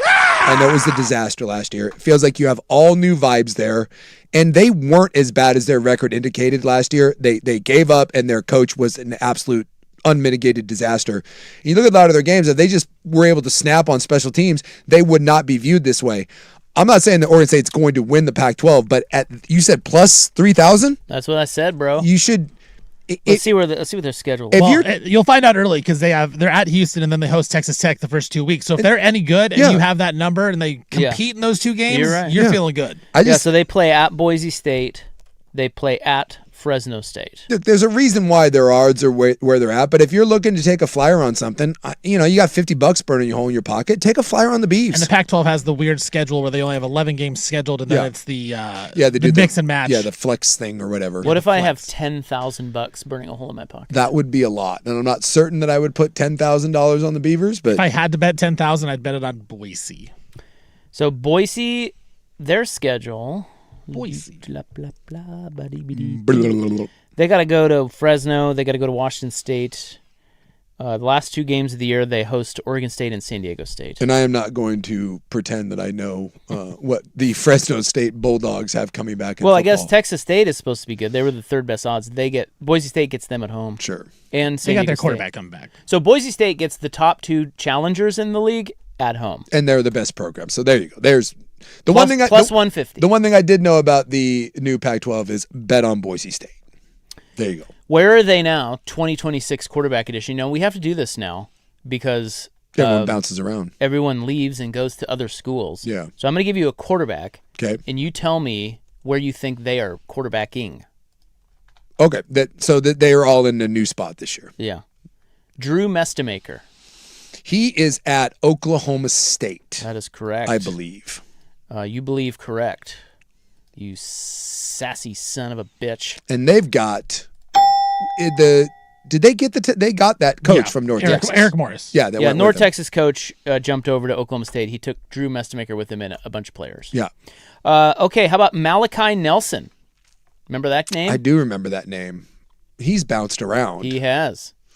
This is his 4th school. Yeah, he's been around a lot of programs and he sucks. I have no idea where he's at. I know we've lost tabs on him. He's a tough one. He's a slippery one. That one. Mm-hmm. Malachi Nelson is at Syracuse via UTEP, and they are saying that he is via Boise via USC. Yeah, they're saying that he may not even start at Syracuse. Dude, at some point, dude, get your degree, and I guess if someone keeps giving you money, but you just wonder had he stayed at USC. Well, I wonder how much money he does make. I don't think so. Much anymore. He made a bunch probably coming out, right? But that's one of those cautionary tale sort of things. Okay, let's see here now. Bo Pribula, remember him? Yeah, he very highly touted quarterback. Well, he was at Missouri. He was a backup at Missouri, but backup at Penn State. Oh, backup. That's right. At Penn State. That's right. And then he went to Missouri. Went to Missouri. But now hurt. You're right. He got hurt. That's right. He got hurt in I think maybe the Alabama game. But anyway, they didn't play Alabama. Did they play Alabama? I don't remember. I just remember he got hurt. I remember watching the game. Okay, where is he now? Bo Pribula. This is a tough one. Good quarterback. Yeah, he was good. Good quarterback. God, I don't know. I don't remember. I kind of assumed he stayed at Missouri. He is at Virginia. Oh. UVA. About that. Virginia, who played for the ACC title but could not beat Duke. Which, again, that's the most insulting thing ever. You lost to a team that won the ACC and they put in James Madison over them. That's how bad you sucked. They weren't even ranked. No. Even after the win. It's like it's like a 7-win team. Sam Levitt. That's an easy one. Yeah, he's at LSU. Yep. Moved from Arizona State to LSU. And I guess everyone at LSU, they do not have nice things to say about him. I guess he's a bit of a... Yeah, he's... Yeah. Well, local kid. Yeah. He's just not a... He's another one of those local kids that no one ever really claims. No, you hear things and it's just, there's not a lot. Good vibes only? Nah, not with Levitt. It seems to be... He's pretty cocky. Yeah. That one. Yeah. Come on, Mr. Levitt. Rein in your kid. He's probably a listener, don't you think? You never know. And I don't know it. Mrs. Levitt. And I don't know anything about him. When I hear things, it's never really uber positive. Ethan Grunkmeyer. Ethan Grunkmeyer? Yeah, so he was the backup to Drew Aller at Penn State. And a lot of people were shocked that he stayed there because he profiles really well. They think he's going to be really good. He has moved. He left Penn State. Because he was going to be their starter. Sure. Think about who was at Penn State last year. Yeah, Franklin left. So. Yeah. I don't know. Well, he went to Virginia Tech. Oh, okay. So He's that makes sense. James Franklin. There you go. Duh. Alberto Mendoza, the brother of Fernando. Because the Indiana went and got Hoover from TCU, and that meant, where did he go? Did he hit like South Florida maybe? Close. He went to Georgia Tech. Georgia Tech. How about this one? Jackson Arnold. You remember that name? I do remember Jackson Arnold. He was at Auburn. Yeah, and he sucked. Oklahoma. Well, he was at Oklahoma, Yeah. and he was the guy that he was supposed to be the next great Oklahoma quarterback, and he They sucked. went and got Mateer. Yeah. So he left there. He was at Auburn last year, and now he is at... Where did Jackson Arnold go? Where he won't be any good? You can pull my pants down and slap my ass. It's a good question. I do not know off the top of my head where he went. UNLV. Okay. Well, as I've stated, Dan Mullen. he's not good. So Dan Mullen's not a UNLV anymore, is he? Dan Mullen? Yeah, he's still there. I thought he left. I thought he was still there. He was only there a year. Dan Mullen. Okay, you're right. Yeah. UNLV. I thought he left already. Come on, man. No, come on. That's a good fit. He'll be gone after this. That year, is a but- good fit. Because the last quarterback, Condorello, that guy, he was awesome. He's on the list. Anthony Colandrea Landry, there it is. was at UNLV last year. Do you know where he went? He will be a starter in the Big Ten. He'll be in the Big Ten. I don't know. You have to think about that. I did. I got stumped by what league they're in. This is how much. Nobody knows anymore. I can't even remember. He's in And college football now. This is a big school, and I was still like, wait a minute, are they? Yeah, oh yeah, they're the Big Ten. He went to I don't know, Northwestern or He's at Nebraska. okay. Anthony Colandrea. Okay, how about DJ Lagway? He has made a move. TJ Lagway. Yeah, he was at Florida. I would like to point out again that last year at this point, people thought DJ Lagway was going to be like a sleepy Heisman Sneaky contender. Heisman, yeah. And he is so ass. I do know he ended up. Cheeks. He was Cheeks. What is that? I want to say he went to. Big 12. Big 12. Big 12. Okay, because I was going to say SMU. Close. SMU. Oh, Up the street. he ended up at Baylor. He ended up at Baylor, right? Down the street. Baylor. He is at Baylor. Baylor. Where again, he's just not good. He can't throw the ball like at all. Where are they now? 2026 quarterbacks. Aiden Childs, Michigan State. Jonathan Smith got fired. He is gone. Aiden Childs. He is now hooked up with an interesting offensive coordinator. He'll be a starter as well. Yeah, he will. In the same conference, the Big Ten. Big Ten. So he's staying in the Big Ten. Yep. So it'll be one of the ancillary schools. So it'll be like Rutgers, Maryland, Northwestern. Just throwing a blanket on it. I am throwing a blanket. I'm just Northwestern. see? All the Cheeks teams. You don't get credit for that. Why? He got there. I said got Rutgers. there. Give him You the said credit. Rutgers. No, I said Maryland. Then I said Rutgers. No, you then said I Rutgers, Maryland, He and then threw out Northwest. them and put them all in a pool. That's not acceptable. You can't do that on Jeopardy. Why not? You can't. They would buzz you. You think you're Trebek? Yeah, I think, Yeah, I do. Suck it, Trebek. I think that's like a Cheeks parlay. You knew he wasn't going anywhere good because he's not good. Well, you know the OC at Northwestern, Oh, is that Charles? Chip Kelly. Is that old? Yeah. By the way, Oregon State fan, I know you were so pissed when he left, but like you didn't miss anything. That kid Yeah, he sucks. wasn't that good, was he? No, he wasn't. And finally, Rocco Becht, your boy. Rocco! Did he go? Rocco! Oh, my Rocco! Did he go to Penn State? Yep, he's at Penn State. Oh, I have one other one. Okay. And this is a name many people may not know because he was a backup, but he was very highly touted, maybe 5-star kid. Kenny Minchie. I do know Kenny Minchie. He was the guy that lost out the Notre Dame job to Yep. CJ Carr. That's right. And I want to say the only reason I know this is he went with the Oregon OC. Yep. Why can't I think of the Oregon OC now? Steiner. Will Stein. Will Stein. Bill Steiner. Scott Steiner is now Rick delivering Frankensteiners? No, he's at Kentucky with Will Stein. He went to Kentucky. The Steiner. Do you want to know the best 3 quarterback names in college football for the upcoming season? Because You know I do. because I was doing research for this little game here.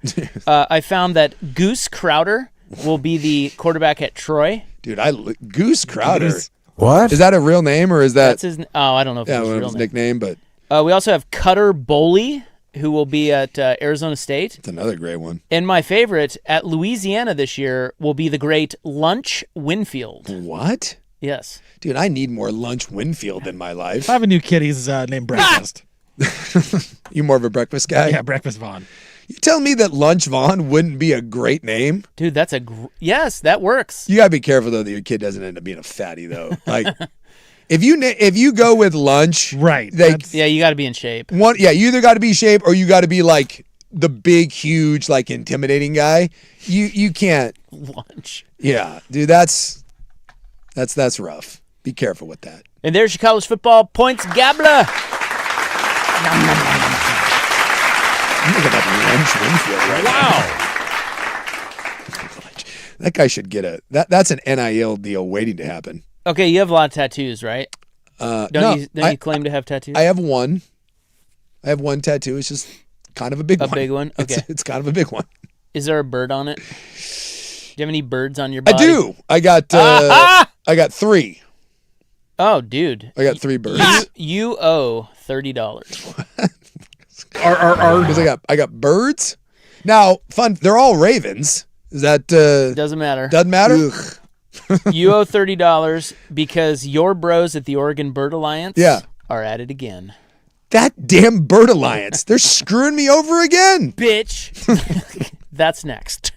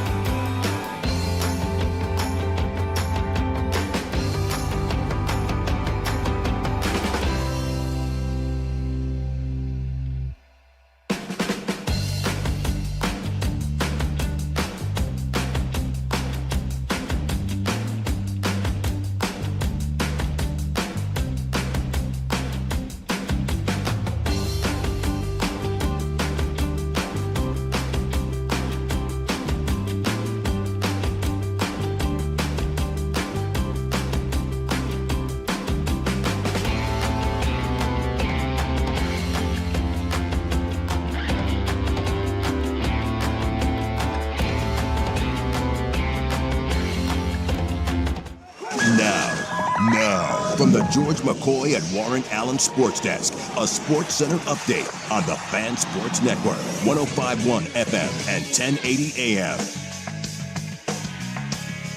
First on the Fan, a couple of blockbuster trades in the NBA went down today. Boston Celtics, they've agreed to trade Finals MVP Jaylen Brown to the Philadelphia 76ers. In exchange, Boston will be getting Paul George, 2 first-round picks, and 2 second-round picks.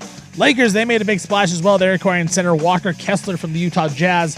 Jazz will be getting 2 unprotected first and 2 first-round pick swaps.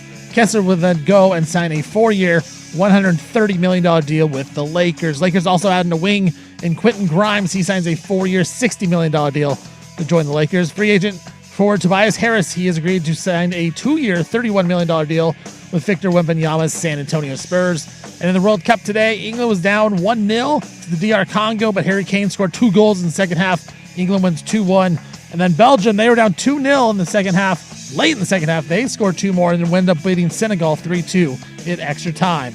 I'm Stephen Vaughn from the George McCoy at Warren Allen Sports Desk. Don't call your mom. Call George McCoy at warrenallen.com.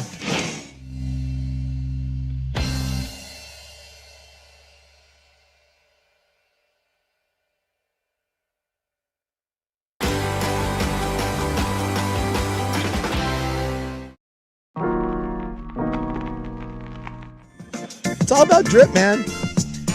All right, welcome back. It is July 1, 2026. It is time now for In the News. I'm your noted newsman.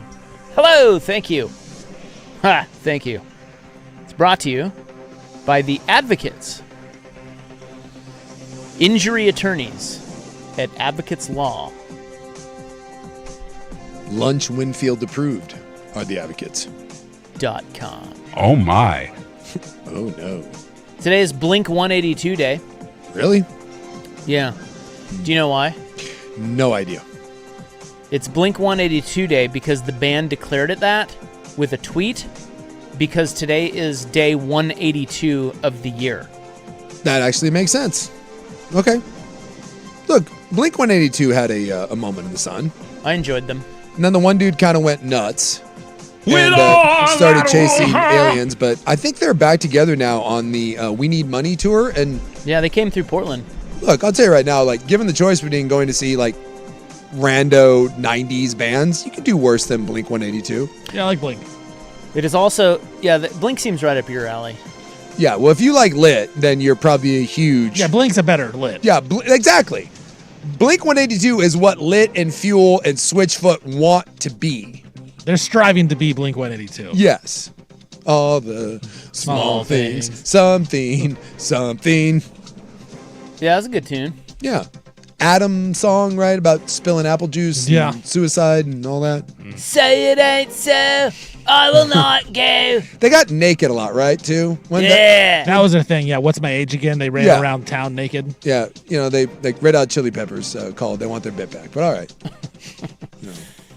That's Flea, yeah. Oh, we're so edgy. No, you're not. You're just doing a bad impression of the Red Hot Chili Peppers. There's also Canada Day. No, there we go. Oh, Canada. Now, there's a song that slaps. You can get me to belt out a good old Canada. The True North. I would like to power rank the 3 greatest things about Canada. Okay. And this is according to me. Number 3 is its safety. Its safety? Correct. Number 2 is its people. They are educated and friendly. You're going very broad. And number 3 is its beauty. And therefore, I love Canada. Okay. Did you know that basketball was born in Canada? Dr. James Naismith is Canadian? He was. But he isn't anymore. He's dead. I thought he invented it in Kansas. Well, he didn't invent it in Kansas. He invented it in Massachusetts, but he is Canadian. Interesting. So he coached at Kansas, though. But yeah. The first game was in Canada. Get right the hell out of town. I think. Something like that. Well, I would go, if I'm ranking Canada, I would go hockey 1. Mm-hmm. Their flag that's not its country. That's not the sport of the country. Really? Can you believe that? Is it like... It's lacrosse. No. Yeah. I read that today in my Canada research. Interesting. I would go Canada 1. I would go the flag number 2. Well, Canada can't be in 1 because you're talking about Canada. Well, hockey. Oh. Hockey 1. The flag, you got to admit, that flag is great. The maple leaf, the red, white, it works. And then, and only then, will I say natural beauty, because it is a beautiful country. Canada is also the second largest country in the world, of course, behind Russia. I want to say it's like 90% of Canadians live within 100 miles of the U.S. border. It's a shocking number. Do you know what the third largest country in the world is? China. No. No? Wrong. India. Wrong. India. Wrong. Greenland. Wrong.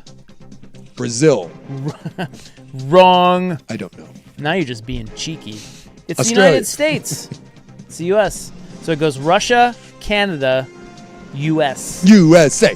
USA. We're big. Unfortunately, for those others, Huge. most of the United States is usable. Bigly. Russia and Canada, not so much. China's fourth. Siberia. So we're the biggest usable country. Oh, it's not even close. You ever been to like northern Canada? Don't. No. You don't need to be there. I've been to Siberia. Go to Labrador sometime. Tell me what you think. You have not been to Siberia. No, you're right. I was just joking. You lion sack. Well, the Oregon Bird Alliance has announced a bird tattoo tax. These freaking people again. Yeah. They're Well, a pain in my ass. Although that being said, I kind of want an Oregon Bird Alliance shirt. Do they have merch? It's got to be solid I gear. would 100% wear an Oregon Bird Alliance shirt. well, they've been in the news a lot lately. I know. In fact, we talk about them all the time. They don't want to ruffle your feathers, but they want to tax you on any bird tattoos you get. So they want you to pay a $10 tax for each bird tattoo on your hot body. And for you, that's $30. I do have 3 birds on my body. The collected revenue will be overseen by the Internal Revenue Service. And And they're doing bits. and all 3 of my birds, ravens. Yeah. This works perfectly. They do have a store, by the way, with some gear. I'll tell you right now. I will give you the $30 for my 3 bird tattoos, but I want a Bird Alliance shirt in exchange. This needs to be like a PBS thing. I'll give you the $30, but I want a T-shirt in return. Meow. I feel like they do a good job over there at the Bird Alliance. I think so too. Yeah. I mean, I don't know if they're doing anything good for birds, but it does seem like they're always. They get their message out there. Yeah. So this is just a cheeky. This is No, just they're serious. It's not cheeky. They want to tax you for getting a tattoo of a bird. But what about someone I got my tattoos like 20 years ago when I wasn't aware of how long is the Oregon I don't Bird know. Alliance? I dare them to try to get the I hope $30 from Sue. I hope they send you a bill. I didn't get any of my tattoos in Oregon, and I think I need to know how long they've been there, because what if my tattoos predate the Oregon Bird Alliance? You were grandfathered in. Just saying. You know, BTJ's got a couple birds as well. I think she might have 1, 2, 3. Dude, the BTJ's got 4. You guys will be owing a lot of money, dude. Oh my God. Dude, my family is on the hook right now for 70 bird dollars. The hell? Do you guys want one in on the bit? Yeah, I want it. It's not real. But what they are asking for you to do is, if you do have bird tattoos, send them $10 for each one of them, much like you just suggested. And it's just they're just trying to raise money. I'll tell you what, Bird Alliance, you come up with a Bird Alliance t-shirt, and I'll come up with the $30. Now, if you want 70 from my family, we're going to need some form of, we're going to need like a sweatshirt or something. I'm not giving you $70 for a tote bag or a t-shirt. Let's go. All monies raised will help fund habitat restoration, wildlife rehabilitation, and education programs across Oregon. I see right here, yeah, the bird tattoo taxes due. Good for them. I like it. That's actually a really good bit. That is a good bit. That will raise them some money. Because I'm guessing a lot of people probably have bird tattoos. Yeah, and I mean, most people won't send in money, but No, but it's... those that will play along, Yeah. they will. It's just a good way to get awareness to your... Dude, I'll tell you what. Is there a thing on their website, like to donate? I'll give them I'll give them $10. Well, you need to give them $30. No, I'm not doing 30. Cheap ass. Again, are they giving me a t-shirt? No, it's the tattoo tax. No, $10. I'm giving you $10. The revenue department's not going to like The revenue department can get 10 out of me. And if you don't want my $10, then that's fine. I was willing to go as high as 10. Isn't that about the amount you're willing to give your kid? Like if your kid comes to you and is like, Dad, can I have $10? You're giving them $10. Anything over that, you're going to be like, what the hell do you need it for? Well, I never have a 10. No. So all their shirts are sold out, though. I'm looking at them right now. Yeah, they're hot. They're hot items. Well, I'll tell you right now then. Sorry, Bird Alliance. You can't run a nice program like this and then not have shirts for me. Yeah, you can pay right there on their website there. Yeah. Now I'm protesting because apparently they don't even have an option for me to buy a shirt. They also want pictures of your tats. Oh. That's a little weird. Let's send it in. They're probably going to do a collage. Not sure if they want my tattoos. We had a bear sighting. I saw this. Wilsonville. Yeah. We had to chase it off. Unlike the people of Canby, they just shoot the damn bears. Remember that? Yeah. Freaking Canby, bunch of bear murderers. The Wilsonville people know how to rough talk it.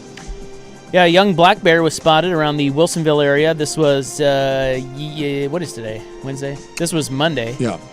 The bear had been roaming around a Fred Meyer parking lot at 10:45 p.m. Yeah. Wilsonville Police Department responded. They were able to use their vehicle to corral the bear and headed off toward the mighty Willamette River. Yeah, I saw there's a cute, have you seen the video? No. Yeah, the officer is great. He just kind of, he pretends to like he's going to ram it, and then he keeps working the siren on and off, and and then he flashes the lights, and the bear goes running off. Hey, Police Department of Canby, take a lesson. Yeah. That's true. You don't need to shoot the damn bear. They shot the bear that was in the tree. Yeah. Because there were a bunch of people around. Yeah. I think is what they said. All you had to do was flash your lights at it, and the bear ran off. Yeah, the bear runs down the street. Probably just wanted a snack or something. Yeah. Wanted a picnic. From Freddy's. Probably was into the, trying to get into the Bird Alliance. Can you imagine a bear breaking into Fred Meyer's and how happy it would be?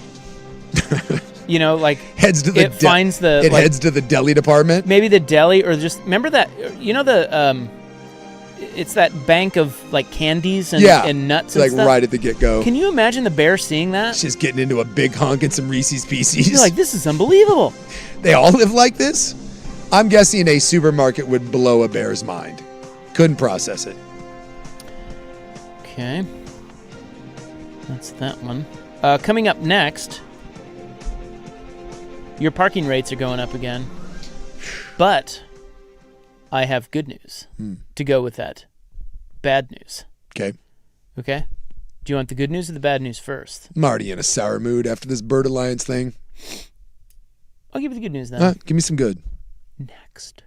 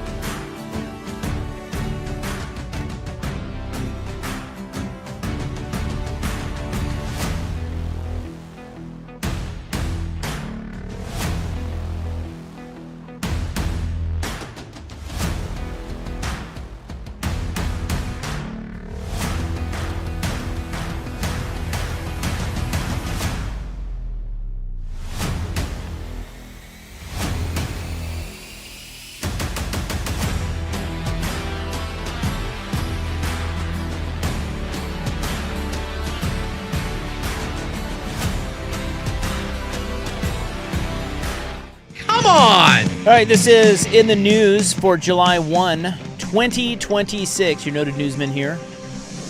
And told you I'd give you some good news to go with the bad news. Yeah. I need some good news. Well, I'll give you the bad news first, because I already told you. And then build me up.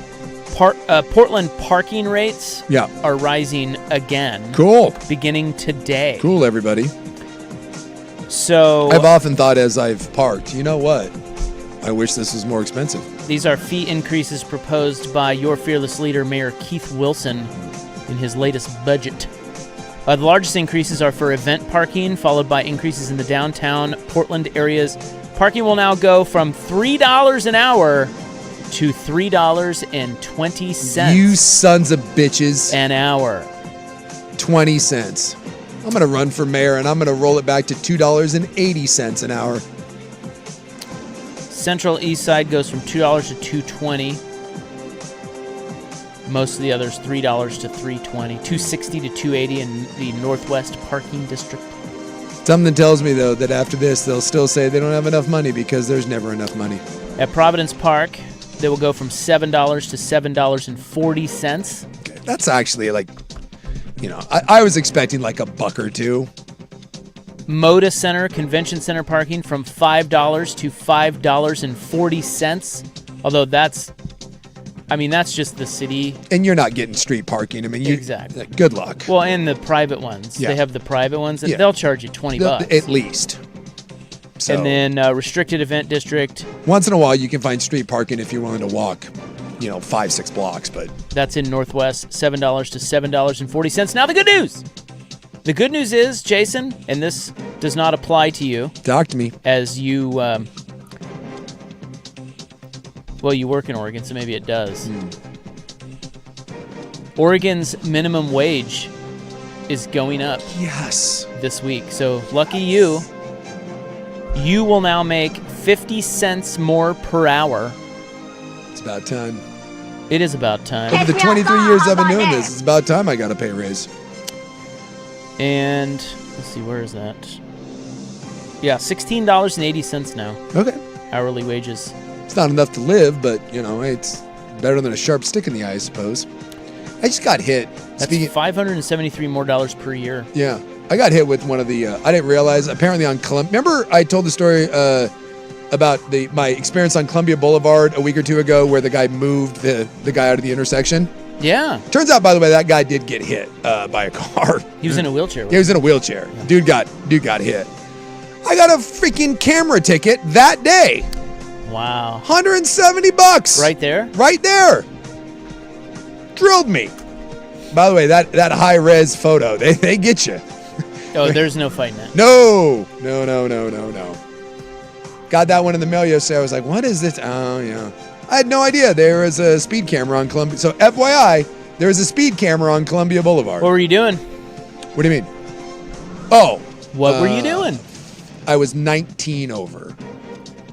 So, by the way, lot. how is that 35 on Columbia Boulevard? That seems wrong. Well, you should make your own speed limit. Oh, wait, you did. I did. Yeah. They don't like that too So it's 35, and yeah, I think I was 19 over. I was close, because if you go more than 20 over, you 54. get... Yeah. In the photo, though, there's no one else there. There's no one around me. How on earth is anyone, when there's no one on that road, going 35? It's ridiculous. You think they care? They don't. But there's not another car anywhere in the photo going my direction. I think that should be at least 45. Lake Oswego. At least. But it's 35, and apparently I was 54, so. Well, it cost $2 billion US. It's a lot of money. It is a lot of money. But I tell you what. What do we get for it? They did a great job. We did. The overhaul to the Portland airport. Oh, yes. Is complete. The airport's awesome. It is over. They have declared PDX new main terminal donezo. I have not seen since the part 2 was wrapping up, but they did a really, really nice job on that. We have a great airport. We had a great airport before, and it's even better now. Are we going to get back to being the #1 airport in the country? Dude, there is no There is no better airport in the United States than what Portland has going on right now. It's phenomenal. And I haven't even been to them all. No. I don't care. We have a great one. There is no way there's a better airport than ours. We got a new lounge or my two. God. It's amazing. Yeah. They did a great job on it. Traffic's And never bad getting in and out. aesthetically, it's wonderful. Yeah. Like you get in and out, like there's plenty of room. Yes. There's all kinds of great spots. Yep. To eat and drink, dude, it's fantastic. I want to go hang out there. The wood ceiling that they did, amazing. That is that is aesthetically stunning. And you don't get jacked around with the prices. You know, they don't. That's right. We're not allowed to screw you over for the airport pricing. We have a great one. So only $2 billion. Although I will say, I don't fly enough. Mm-hmm. I get turned around in there. Oh yeah, I get little confused. A little bit with the new layout. It is, yeah, because you say if the ticketing counter, because it's now gone vertical, it's a little it's vertical, but then you go. I'm with you. It's either left or right, A, B gates, C, D gates, or E maybe. It's a little confusing. And then you go. I'm with you. No. And deal is in, and this is right. Cheaper parking, streetmen on boats, and pick your own speed. It's my platform. Okay. You like me, Mayor. How about this? This is what we're doing. Look, if Spencer Pratt can almost get elected in L.A., you've got a shot here. Yes. You're our Spencer Pratt. Yeah, and someone already had my slogan, Big Souk, rational takes, irrational delivery. Perfect. Yeah, that's good. I'm gonna yell and scream at you, but there'll be very rational things that I'm yelling and screaming about. But you always say the guy yelling is what do you say? The guy yelling the guy that yells is always the weakest man in the room. Yeah. I wouldn't yell. I know. Just know that if you get into an argument with someone and their response is to always yell, that dude is a coward. And that's the coward's way of being tough. He's gonna yell at you. Fireworks are officially for sale. Oh God.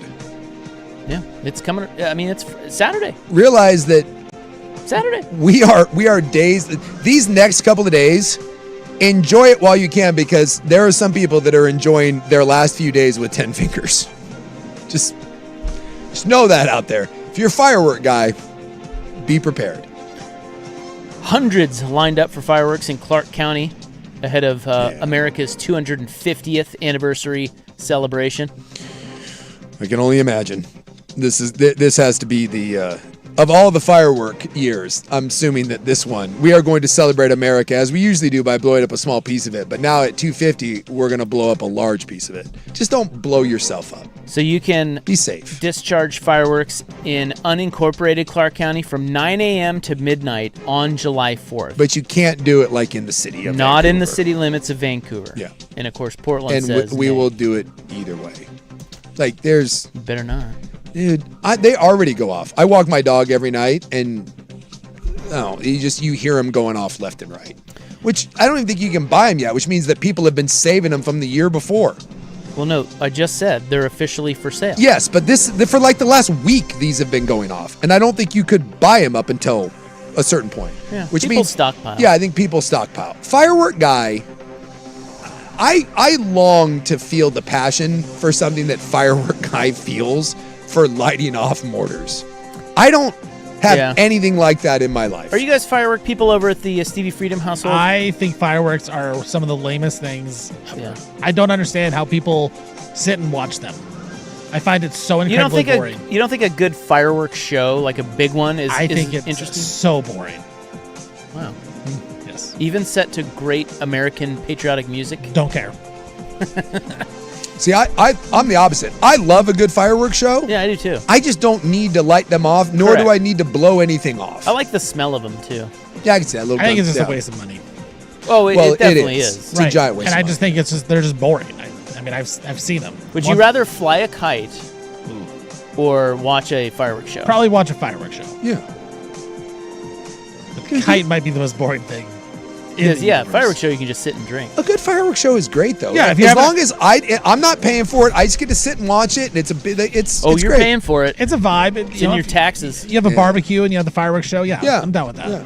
Like whenever we would when my kids were little, I would go and we'd bring like $50 or if maybe 100, whatever, was usually 50, and it was just like, here, you get $50, and I would let my kids buy whatever they want. Get a couple Roman candles, buy like one mortar thing, and that way, if someone wants to light something, you can, and then you just go find the redneck hillbilly that lives by you that just spent $4,000, and then you just pull up and sit across the street and watch him.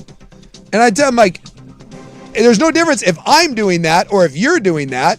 I just don't have to spend $4,000.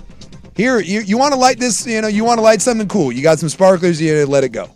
But I've never understood the need to spend that. And my working theory, and I hand to God, I think it's the most spot on I've been. If you go to a fireworks store, the crappier the car, the more people spend. If you see a $100,000 BMW or Mercedes rolls up, that person's spending $100.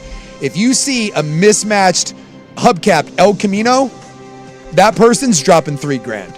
It's universal. All right, that's in the news for, July 1, 2026. As always, brought to you by The Advocates at advocateslaw.com. And that's the news. Yes, it is. So you changed that. Yeah. Nice. You got Okay. a little Rob chuckle in the back of that, too, by the way. Yeah, right at the end there? Yeah. You hear that there? And that's the news. Yeah, I liked it. Great damn segment. All right, coming up next, we got to get to the important sports news of the day. Look, Jaylen Brown got traded. Not here. And he is not going to be a Portland Trailblazer. No. So we'll start there, NBA free agency, and some World Cup next hour on The Fan.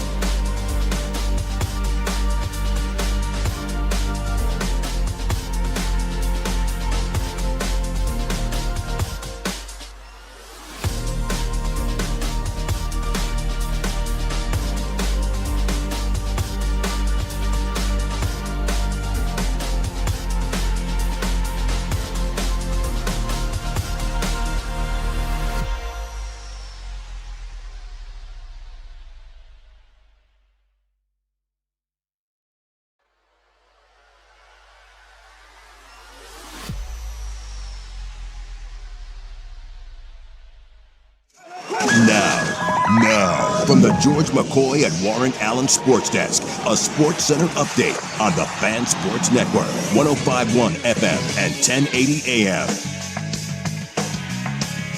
First on the Fan, a couple blockbuster trades in the NBA went down today. Boston Celtics, they are sending wing Jaylen Brown to the Philadelphia 76ers in exchange. Boston's getting Paul George, 2 first-round picks and 2 second-round picks. Lakers, they're getting their center of the future. They are getting Walker Kessler from the Utah Jazz.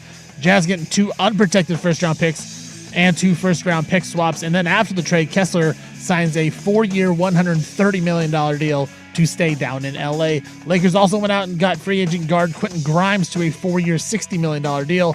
Spurs trying to beef up their front court. They bring in Tobias Harris on a 2-year, $31 million deal. And in the World Cup today, England's Harry Kane scored 2 goals in the second half to lead England over DR Congo 2-1. And then Senegal was up 2-0. Belgium, 3 goals in a row, including 1 in extra time. Belgium wins 3-2. Right now, Team USA taking on Bosnia 0-0 in the second minute. I'm Stephen Vaughn from the George McCoy at Warren Allen Sports Desk. Don't call your mom. Call George McCoy at warrenallen.com.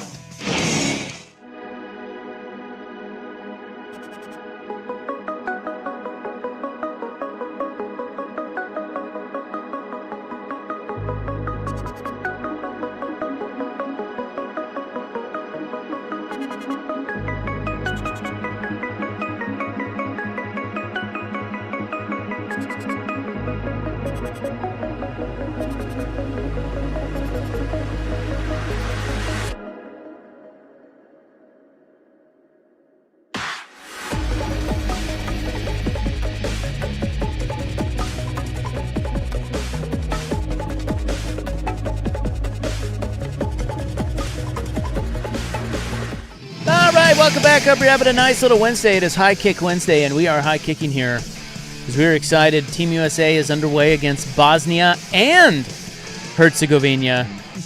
It is scoreless. After 3 minutes. 3 minutes and 17 seconds. Cut the tension with a knife. So far, U.S. looks pretty good. Attacking. Although those Bosnians and Herzegovinians, very tall.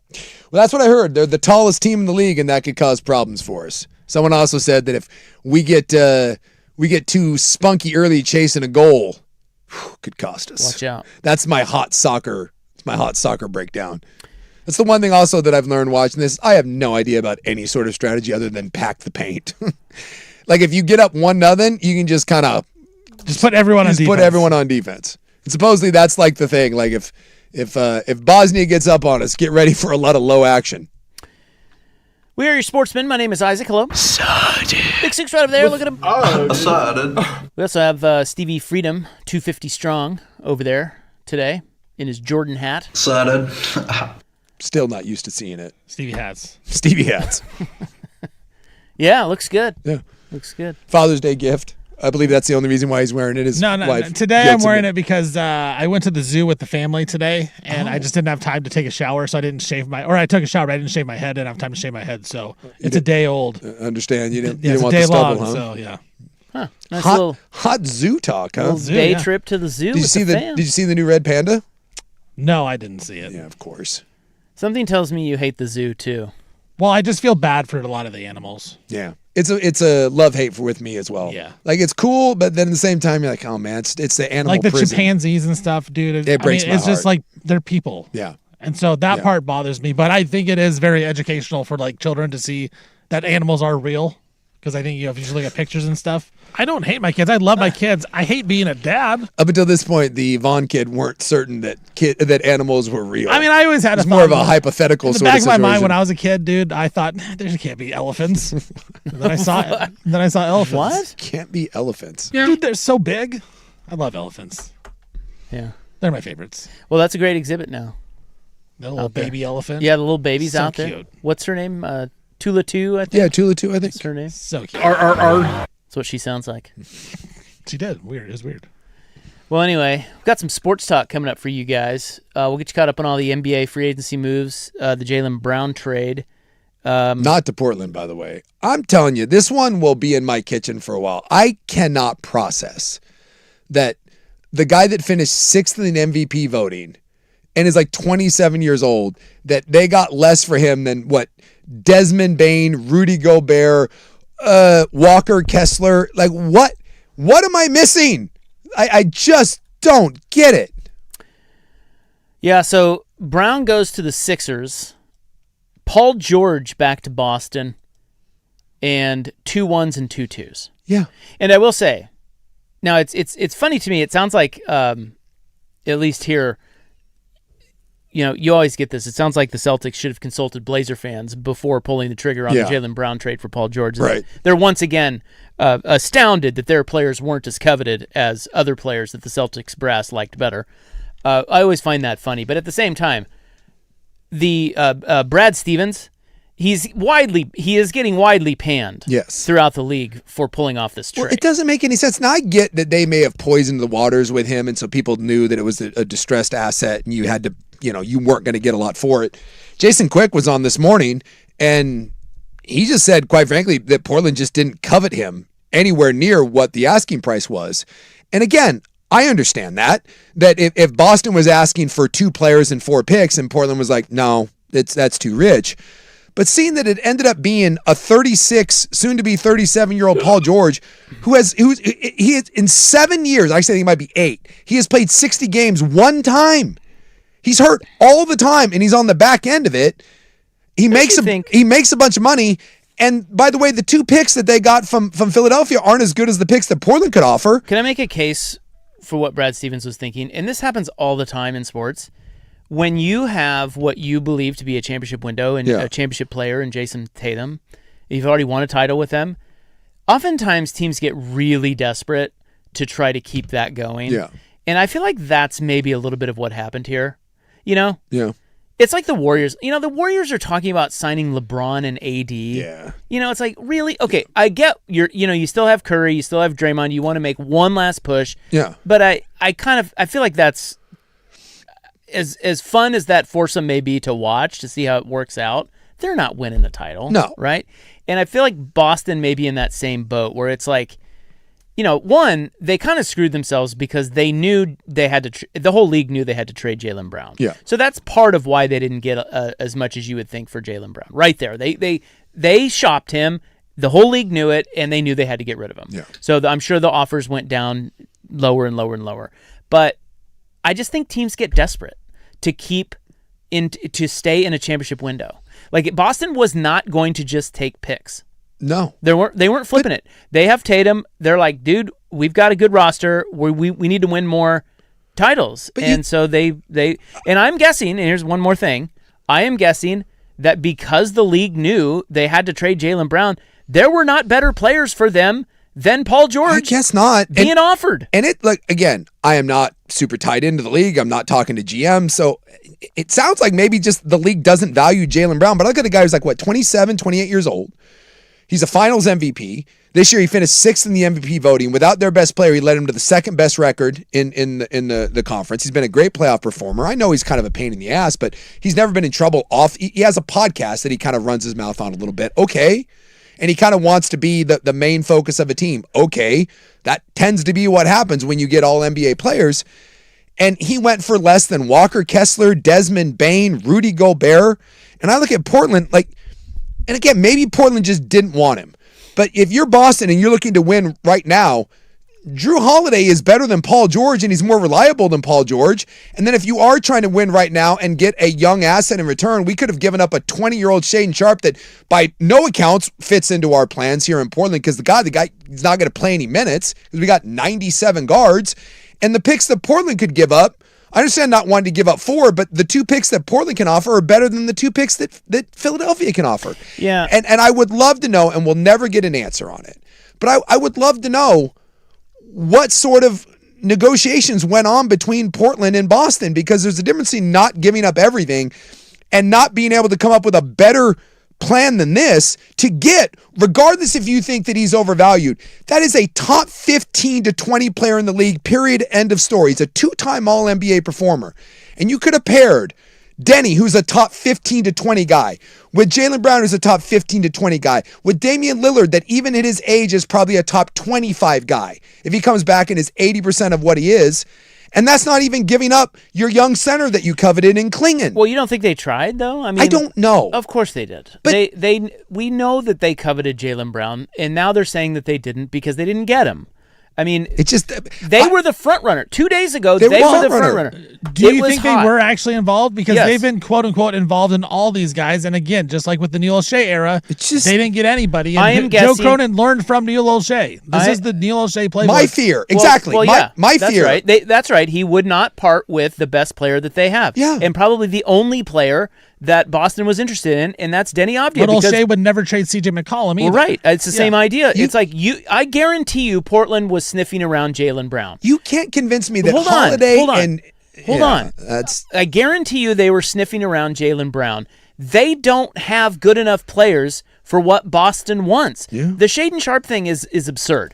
There's only two guys that could have moved the needle with Boston, likely. One is Denny Avdia, and they weren't going to trade him. No. And the other was a big man in Donovan Klingen. But it turns out that Boston ended up getting Mitchell Robinson. So if they knew they were going to get Mitchell Robinson, guess what they're saying to Portland? They're like, dude, we got to we'll take Paul George over Denny, or if you're not going to throw in Denny Avdia, we're going to take this Paul George deal. Wow. And that's not even to say there were other teams with trades on the table. So Portland, surely they tried to get Jaylen Brown. If they didn't, someone should be fired. If they did not try to get Jaylen Brown, Joe Cronin should be fired tomorrow. But if he was unable to it's like you said, we'll never know. We'll never know. Because no one's honest. The one area where I agree with you is that you should have been able to put together an interesting package for Jaylen Brown. Yes. But you also don't know what Boston covets. And in my opinion, I think Boston covets more win-now guys,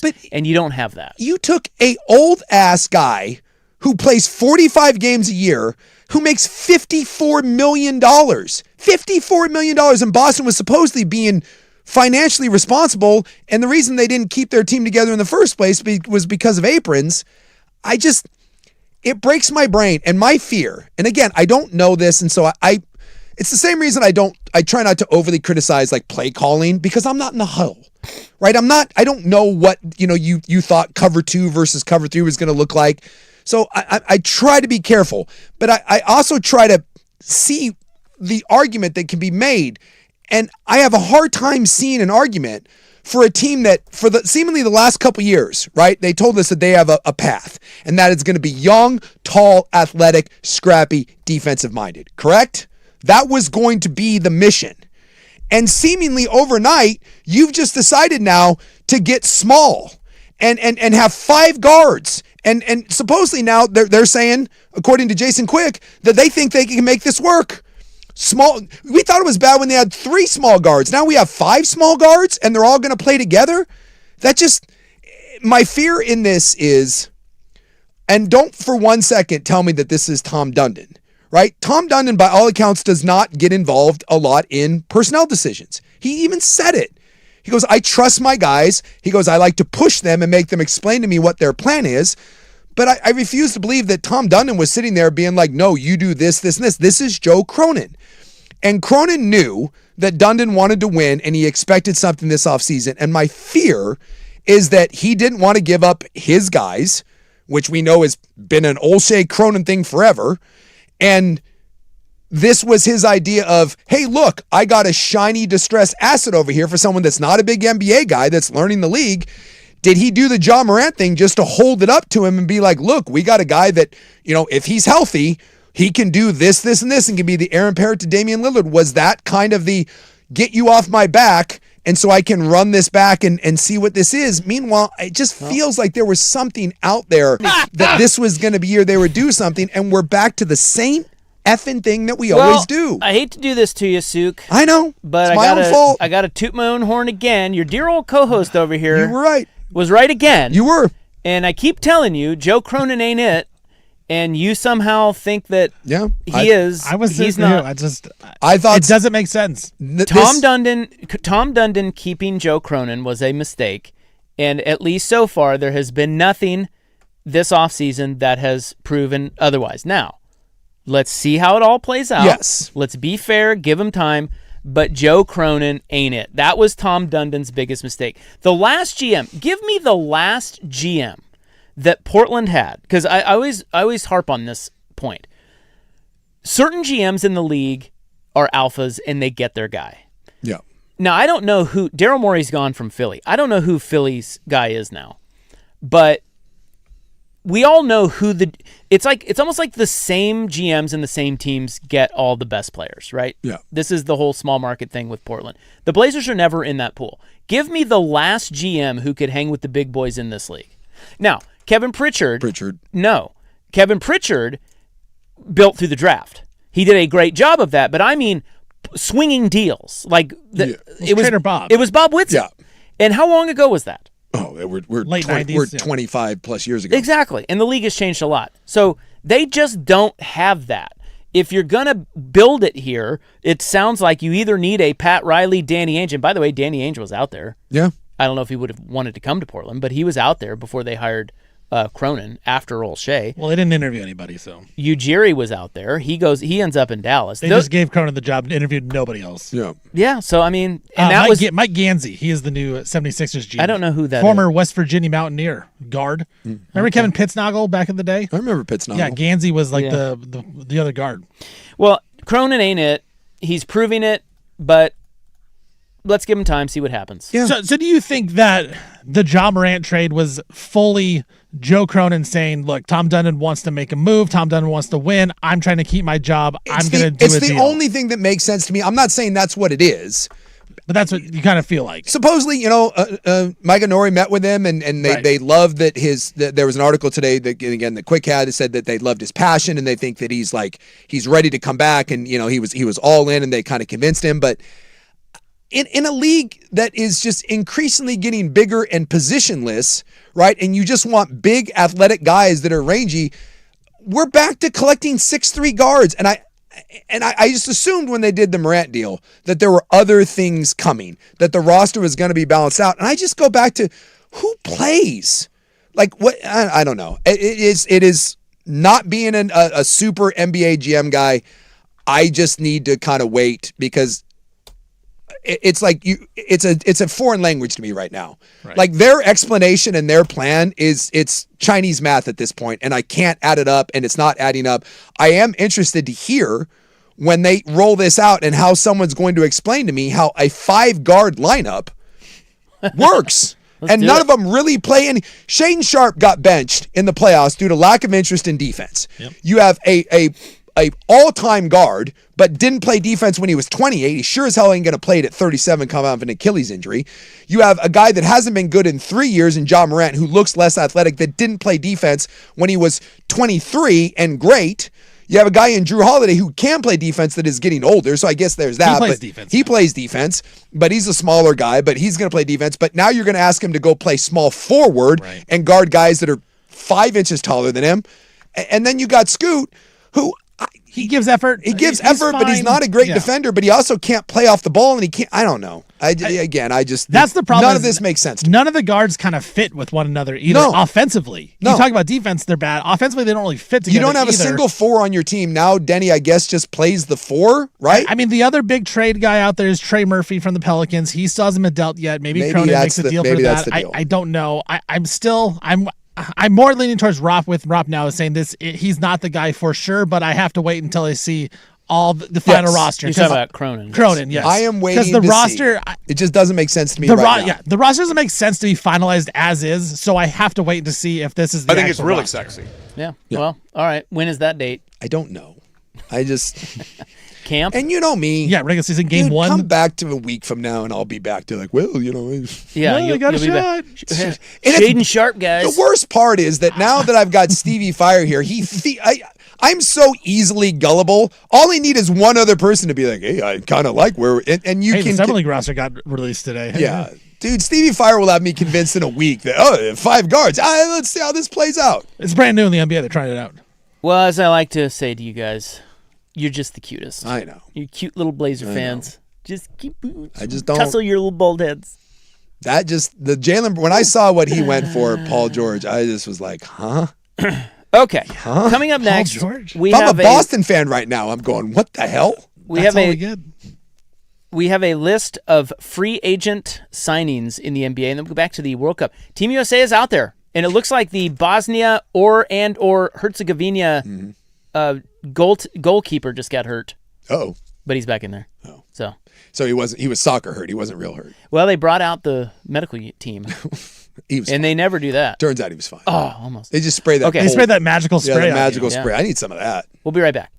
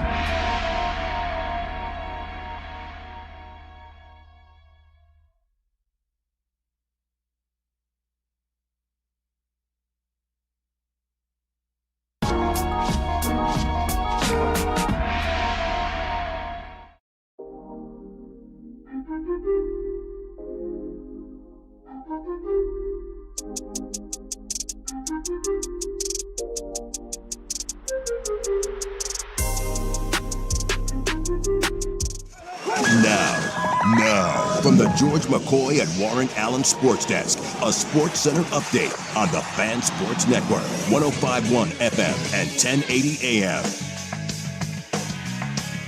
First on the Fan, a couple monster trades in the NBA today. First, Boston Celtics, they're sending Jaylen Brown to the Philadelphia 76ers in exchange. Boston's going to get Paul George, 2 first-round picks and 2 second-round picks. Lakers, they're acquiring center Walker Kessler from the Utah Jazz. Lakers are sending 2 unprotected first-round picks and 2 first-round pick swaps to Utah. Kessler will then go and sign a 4-year, $130 million deal with the Lakers. Lakers also bringing in guard Quentin Grimes. Former 76er agrees to a 4-year, $60 million deal to play with Luka and the Lakers. Tobias Harris, free agent forward, he's agreed to a 2-year, $31 million deal to team up and be on the front court with Victor Wembanyama and the San Antonio Spurs. England's Harry Kane scored 2 goals in the second half to lead England over DR Congo 2-1 in the World Cup. Belgium was down 2-0 late in the second half. They get 2 in regulation, 1 in extra time. They beat Senegal 3-2, and right now Team USA taking on Bosnia in the 25th minute, tied at 0. I'm Stephen Vaughn from the George McCoy at Warren Allen Sports Desk. Don't call your mom. Call George McCoy at warrenallen.com.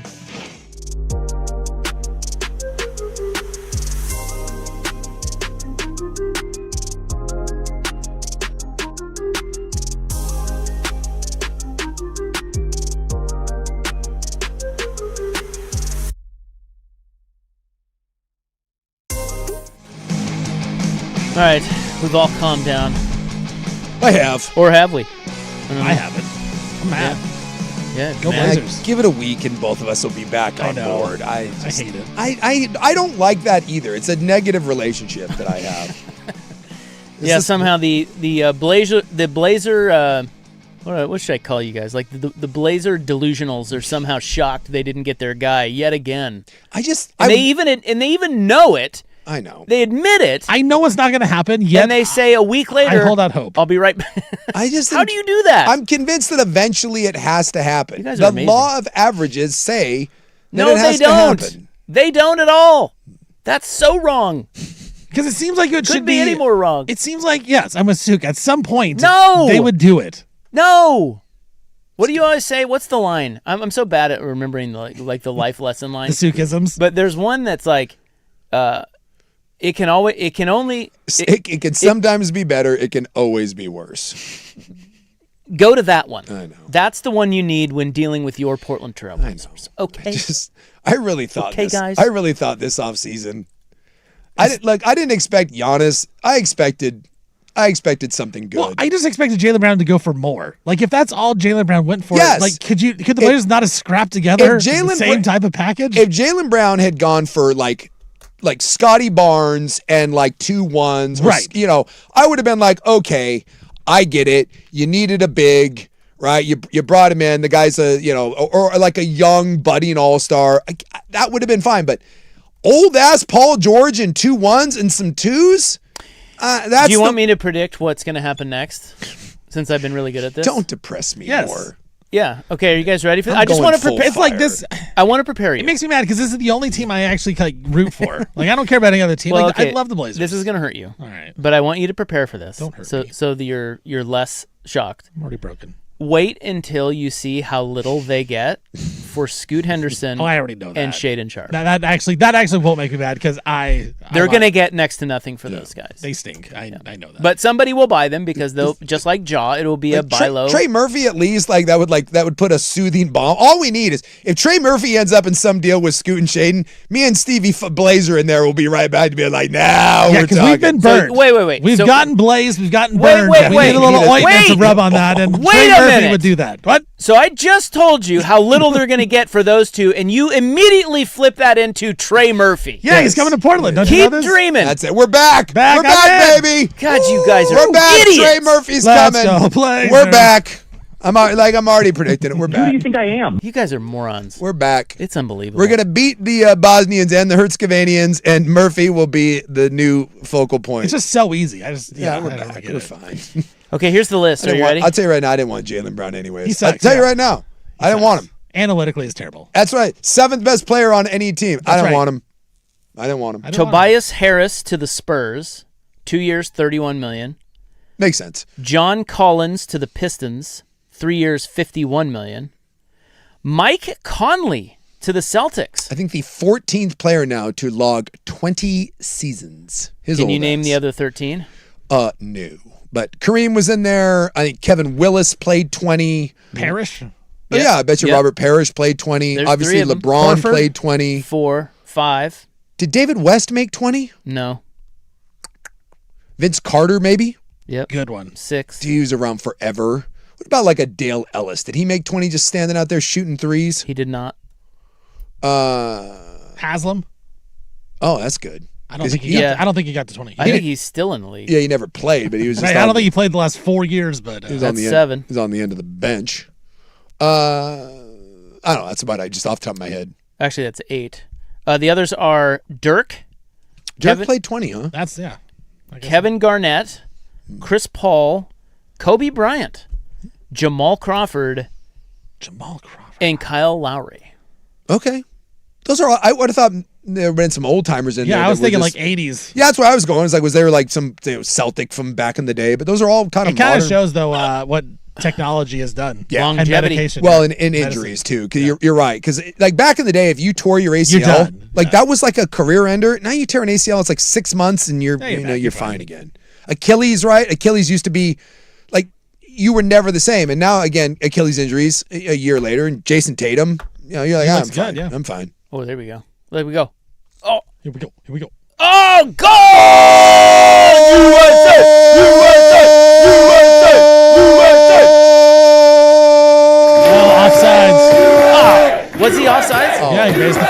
Damn it. Rat! Dude, I about had a heart attack doing my goal. How do you mind. do That was it a for good that one. long? That was a good goal. Yeah. By Gosh. Suk. I like that. Damn it. Can we clip that? See how long that was. I was trying to hold it, but I was like, Offsides, huh? it's not good. The little flag went up.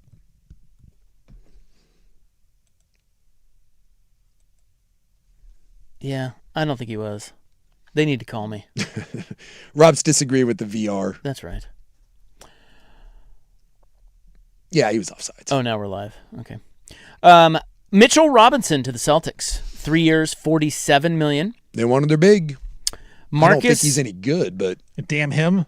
Marcus Smart to the Rockets. 2 years, $13 million. I was hoping we would sign Marcus Smart, and then we would have 6 undersized guards. I want them all. I want every. I want them and 7-footers. That's all I That's want. exactly. They have Denny, 4 7-footers and 4 Denny, 5 guards. Denny's gone. We need to get rid of him. Get another 7-footer, and then we trade Tumani for another 6'3" guard. Let's go. Norman Powell to the Bulls. 2 years, $45 million. Zach Collins. Remember that guy? Foundational piece. The next Kevin McHale, I was told. He remains with the Bulls. 2 years, $17 million. I'm sure the Bulls will be great. It's my prediction, but remember, I believe 3 years, Tiago Splitter will be fired from Chicago because that's what happens in Chicago. No, he's got Zach Collins. He'll be fired in 3 years. Lakers have landed Walker Kessler from Utah for 2 unprotected ones and 2 pick swaps. The Lakers have everybody now. If you're white, you are playing on the Lakers. They can officially run out a whiteout lineup in the NBA. Stephen A. Smith had a big clip about that. How the Lakers can't win anything big because they are all white. They got like 9 white guys. He's not wrong. He's not wrong. No. It's 2026, and they're just stockpiling the incredible whites. By the way, Suk's goal was about 10 seconds long. Wow. Eh? Can we hear it? Yeah, hold on here. Do we have it? I got it right here. Let me Yeah, play let's hear it. Although, except it wasn't a goal. That's all right.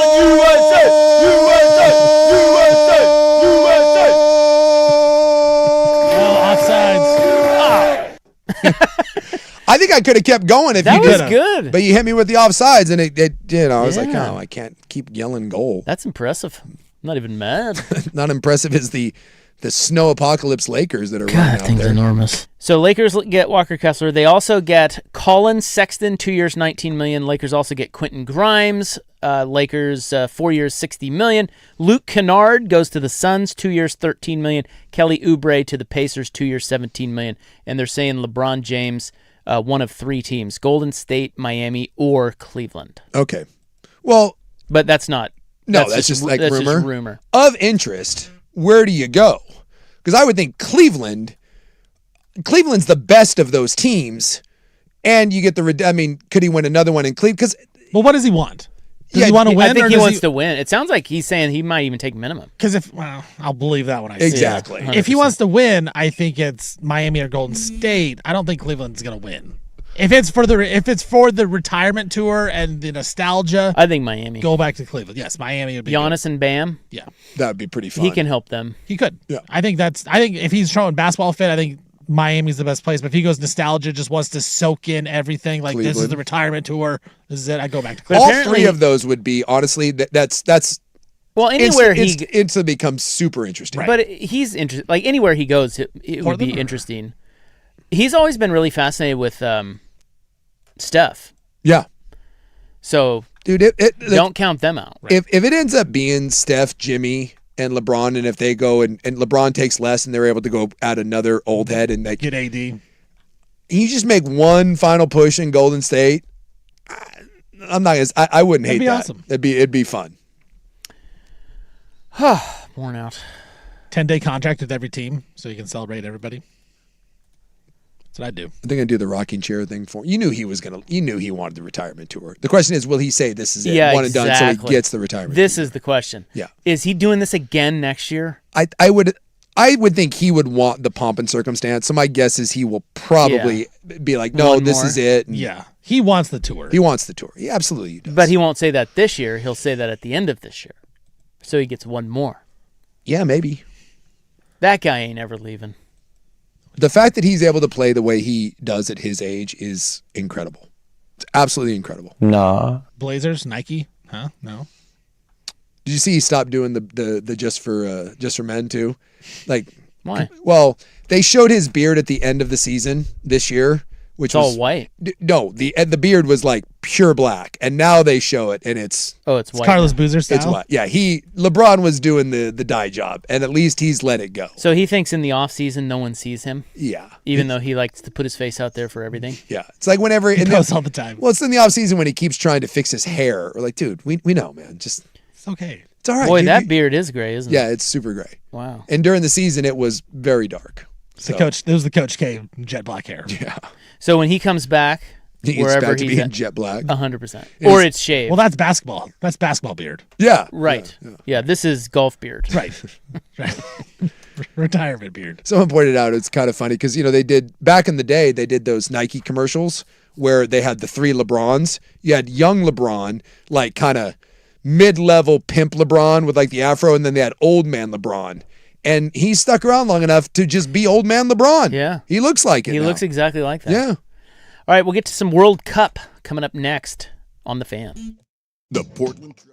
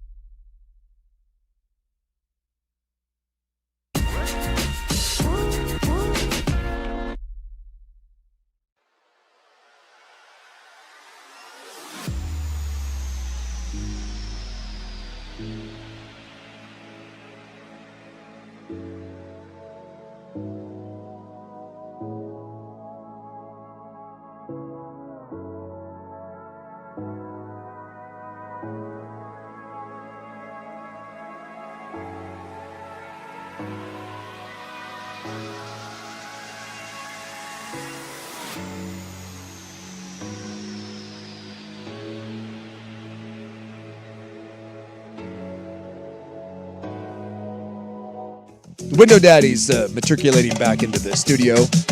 This has nothing to do with anything. I was just scrolling during the break. Has anyone noticed that Bill Simmons looks exactly like Tom Dundon?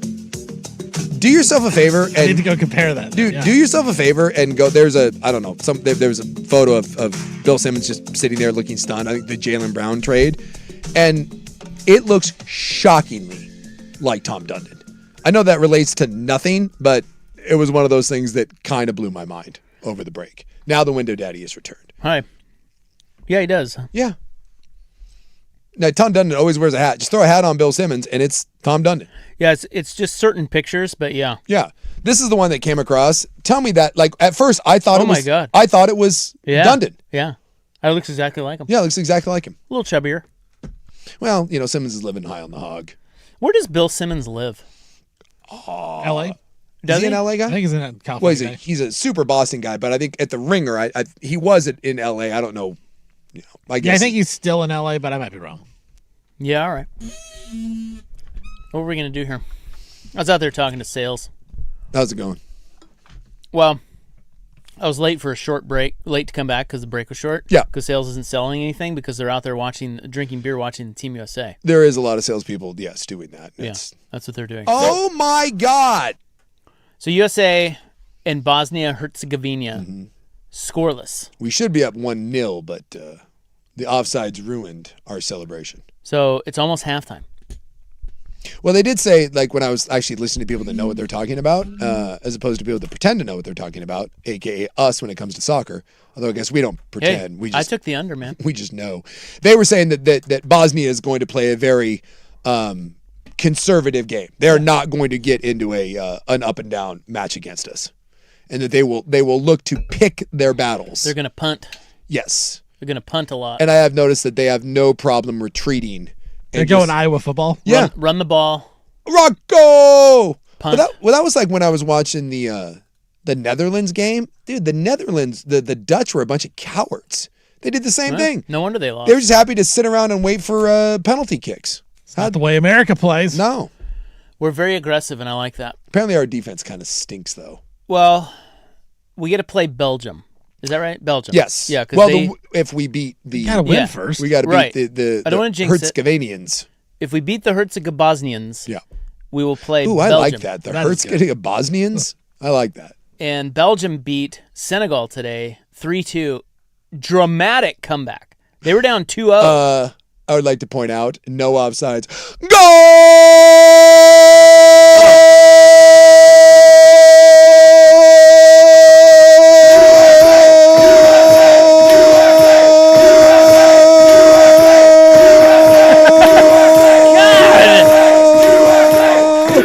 That's amazing. His face is like pink now. Are you okay? Yeah, breathe. Right. Dude, that was great. Got to pull that Was one. that 20 seconds? We got one. We got one, boys. We're up 1-0. We're up 1-0. Man, Or, your I mean, TV one. was way farther ahead than mine. Yeah, me too. I was like, what are you talking about, idiot? Oh, they scored. And that was for certain no offsides. Suck it, Hertz rental car. Who got the goal?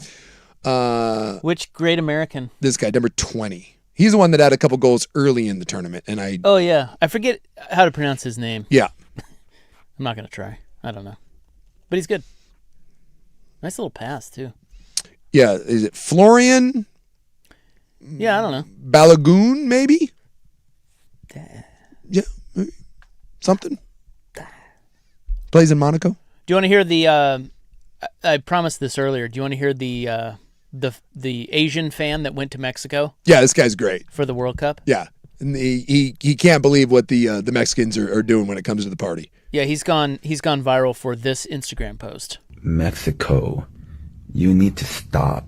Because tell me, how can you party every single day? I've been in Mexico for the World Cup, and you guys party every single day. But you make everybody party with you. You force people to party. I've been forced to bailar. I've been forced to tomar. I've even been forced to volar. I cannot lar anymore. How are there even old people in Mexico? How can you live this long and party this hard? And Mexicans love to party so much, they party in the afterlife and they come back to party when they're dead. That's I actually never true. want to party again. Don't invite me to any more birthdays, quinceañeras, your dog's quinceañera, nada. Because if I have to lar anymore, my heart would stop. By the way, That's awesome. what does he mean with the VARs? I've been forced to, whatever he said. Does anybody know what he means? Are those like? I'm assuming those are celebrations because the quinceañera is No, not quinceañera. He said. Yeah, I've been forced to lar and var and scar. I don't know. Whatever he said. You didn't hear it? Yeah, Here, let me play it again. Yeah, there was like 3 of them. Mexico, Let me play it again. You need to stop. Because tell me, how can you party every single day? I've been in Mexico for the World Cup, and you guys party every single day. But you make everybody party with you. You force people to party. I've been forced to bailar. I've been forced to tomar. I've even been forced to volar. That. Yeah. What does that mean? I'm trying to look into it here. By the way, I hate to point this out, but I have to. So it's a Mexican dance. Okay. So that's bailar. And what was the other one he said? Oh, damn it. I knew you were gonna Volar ask was to fly or to explode. Okay. So bailar is a dance.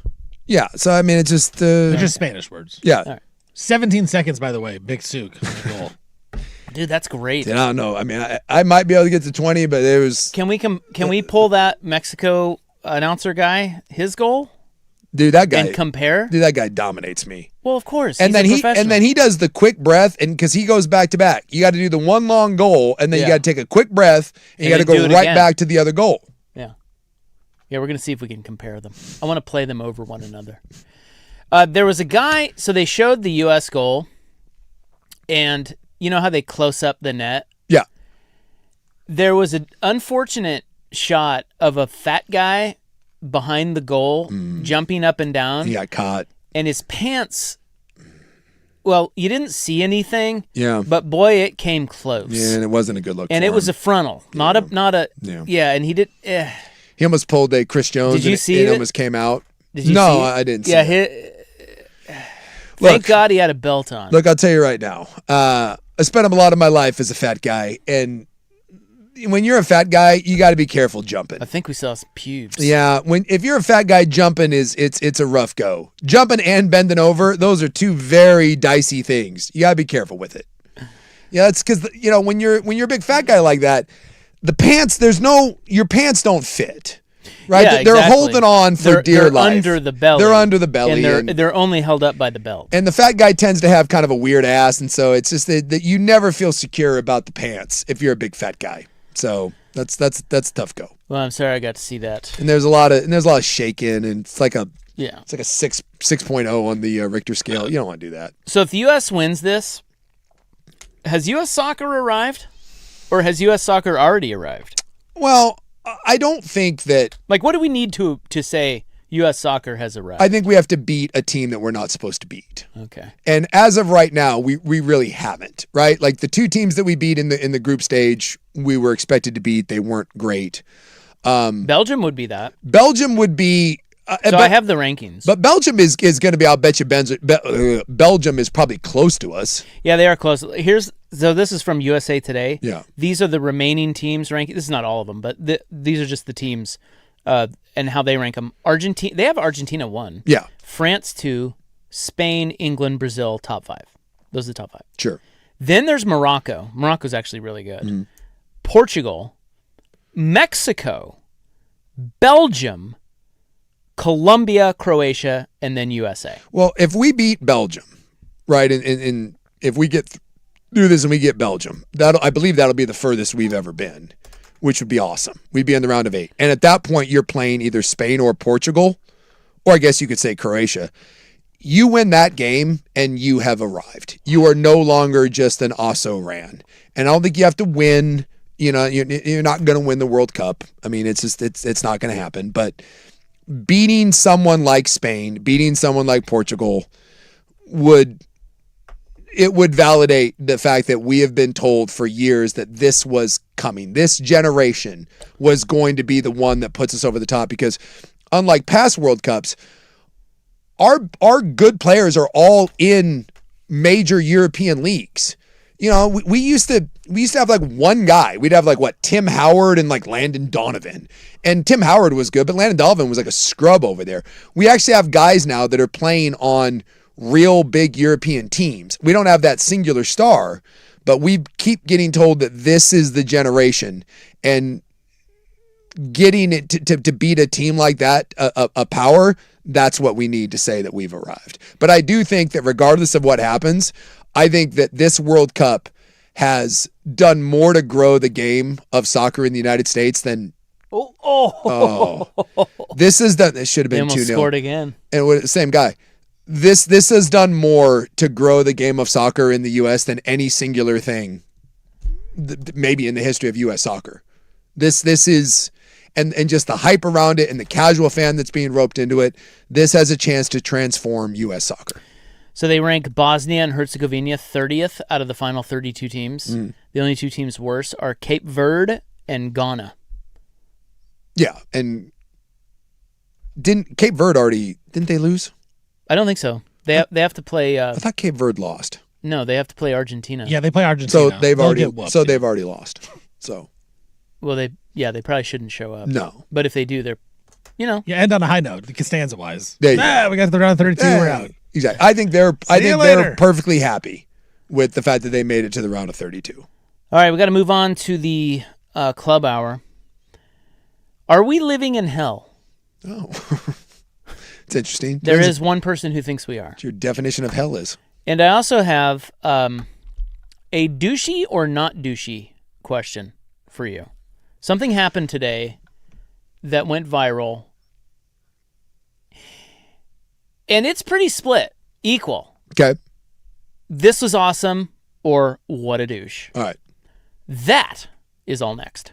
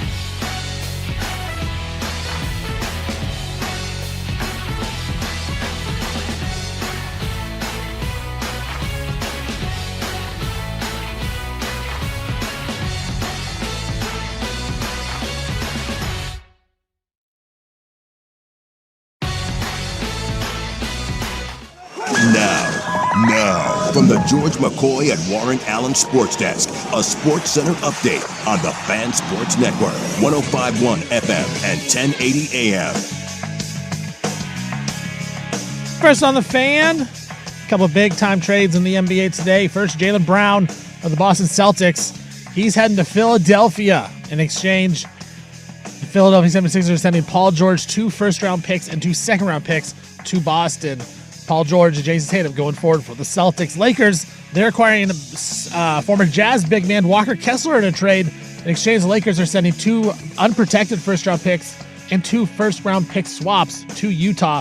Kessler then will go and sign a 4-year, $130 million deal with the Lakers. Lakers also signing guard Quentin Grimes to a 4-year, $60 million deal. Free agent forward Tobias Harris. He has agreed to a 2-year, $31 million deal to team up with Victor Wembanyama in San Antonio. England's Harry Kane scored 2 second-half goals to lead England over the DR Congo 2-1 in the World Cup. Then it was Belgium over Senegal 3-2. Right now, we are at the half. And Team USA, they're up 1-0 over Bosnia. I'm Stephen Vaughn from the George McCoy at Warren Allen Sports Desk. Don't call your mom. Call George McCoy at warrenallen.com.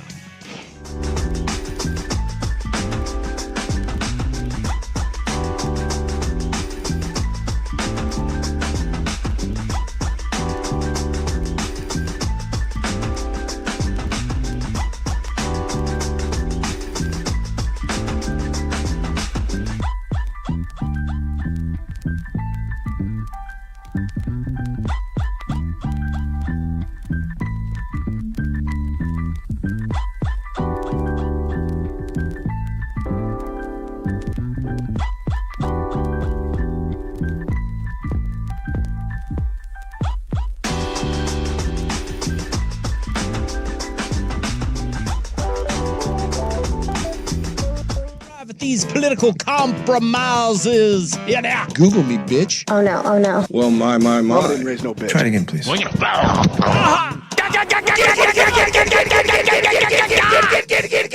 it. Okay, we apologize. It's time for the club, baby, on 105.1 and 1080. The Fan. Hoo-wee.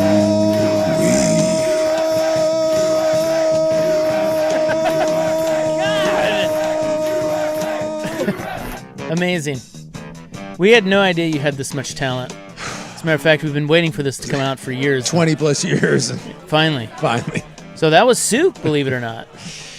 So I'm gonna give you. So that was 17 seconds. Okay. Now this guy, the Mexico announcer from last night. Yeah, the OG. He did 2 though. So it doesn't really. He takes a breath in between. Yeah. Yeah, that's the thing. He always does You a long didn't one. do that. No. You did 1. He always does. He does long one, breath, and then he goes into the second one. So here's his.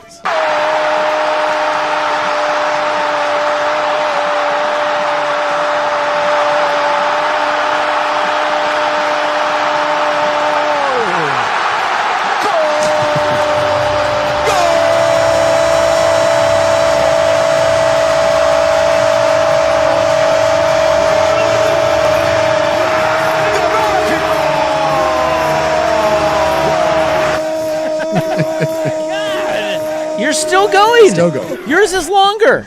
Yours is longer by about 4 seconds. Souk's is more impressive. USA. He's got a robust nature to his, though. I wobbled at the end. Well, he's a pro. He's a God, pro. that thing's enormous. That's my first goal. I've never goaled before. Wow. We scored another one. Now I got to do the pause. Yeah. Do the pause and then do another one, and then it's like 50 seconds. You got to do the November rain pause. November rain's over. No, it's not. We're going to be like, shut up. Just the dip. Just the what? It's the dip.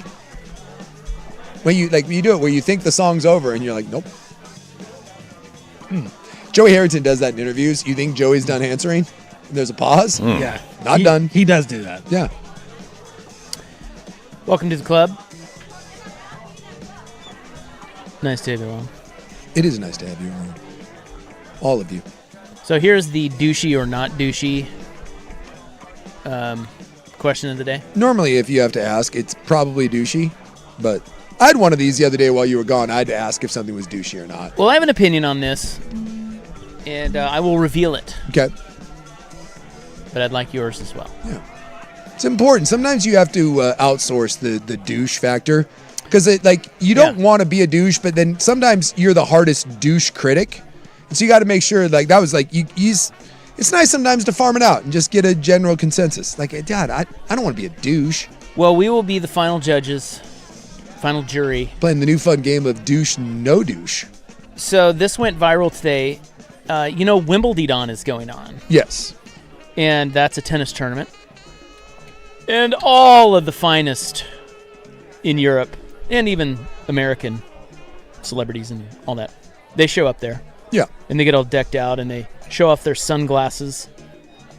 And they drink their... What's that drink called they have over there? Yeah, the Wimbledon cocktail. The Wimbledon cocktail is called I can't remember.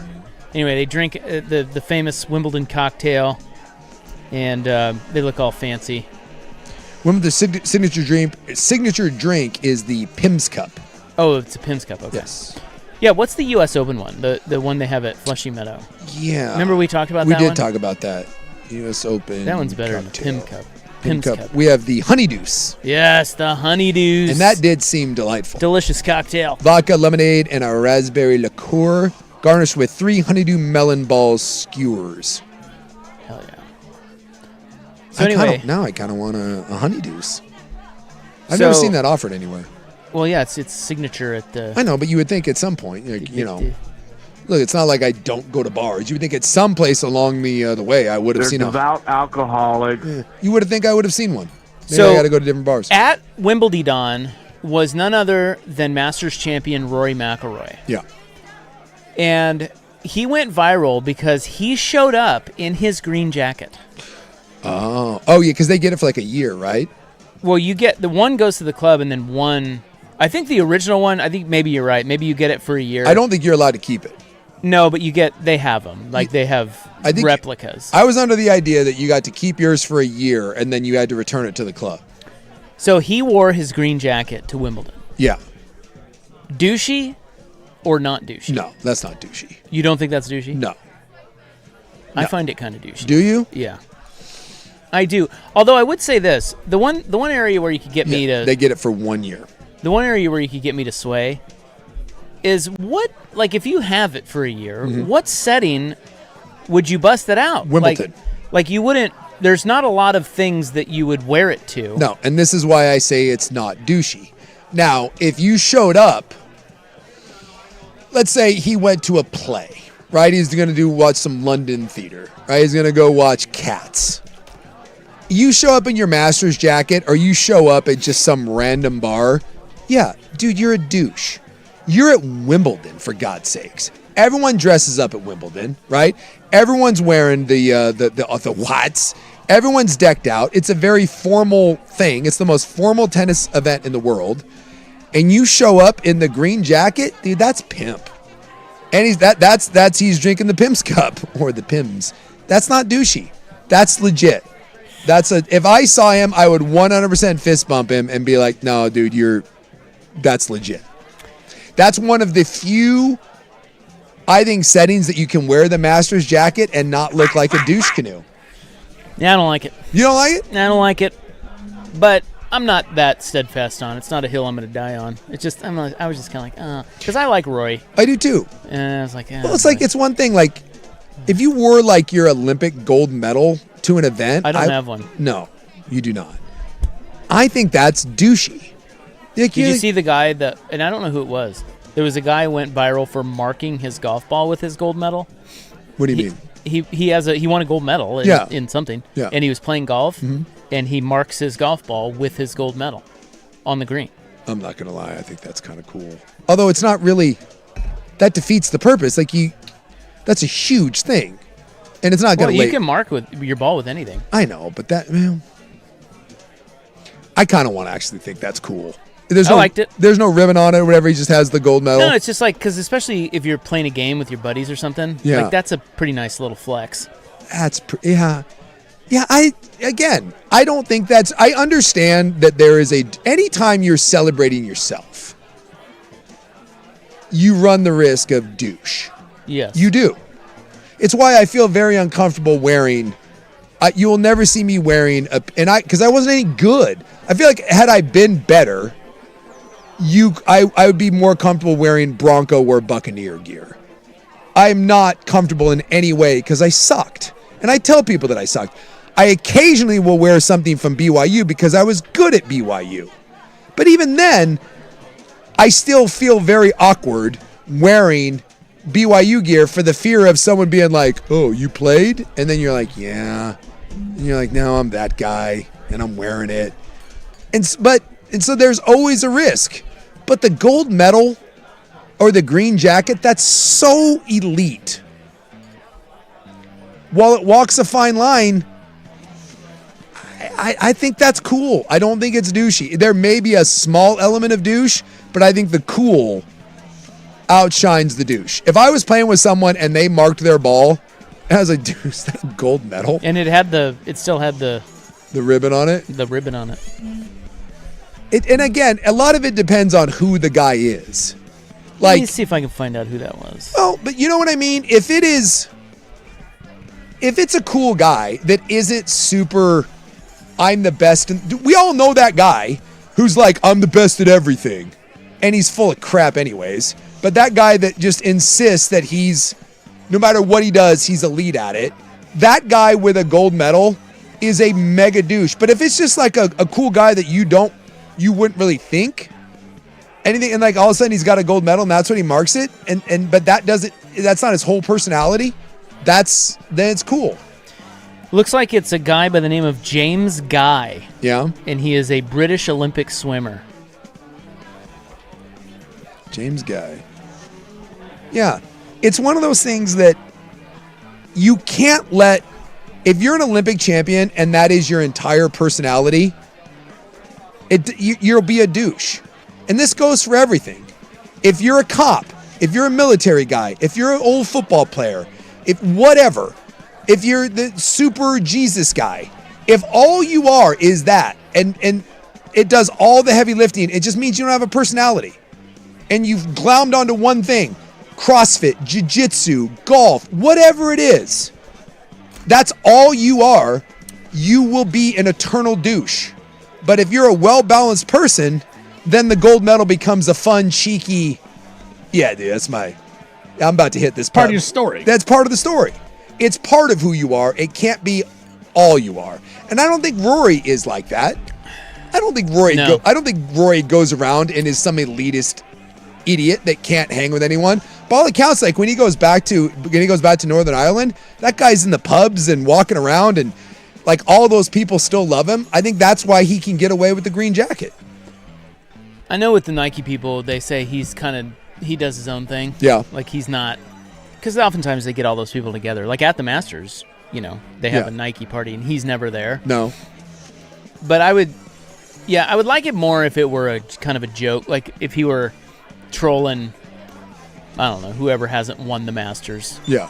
With it a little more than Wimbledon, because Wimbledon's so... It's so stuffy. But that's why I think the green jacket fits.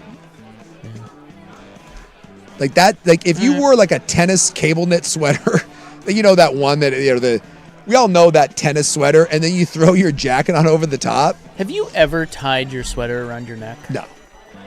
I have never done that either. No. I don't think I could bring myself to do it. I don't think I could either. I don't think I have that. Like, no. I'm trying to think of, I'll go this far. Because I've done plenty of... Dude, I wore Bugle Boy when I was a kid. That might be the worst thing I've ever done. The high-waisted, like, Bugle Boy AC Slater jeans? I wore those. I've never popped my collar, ever. I've never done the sweater tie. I don't think as a fat guy you can do that, can you? Like... The sweater tie? Yeah, I think that's a fat guy no-no. Why? It doesn't... That's a good-looking rich guy, sort of move. Swag's a collar popper, though, and I'll bet you Swag has tied the sweater a lot. He's a double collar popper. Boy, that's... Two of them. Same time. I can't even fathom that. The idea of putting on two golf shirts? What are you doing? I wonder if Swag's ever done two collar pops and a sweater tie. What's the douchiest thing did you ever wear like penny loafers with like a dollar tucked in them or a penny? Yeah, I had penny loafers, but only a penny. And you did? Does that now, looking back, are you feeling a little like, No. No? I mean, that's what they were. Leather jacket. I had that. Never wore it. Again, because you got it and then you felt like a douche. Couldn't do it.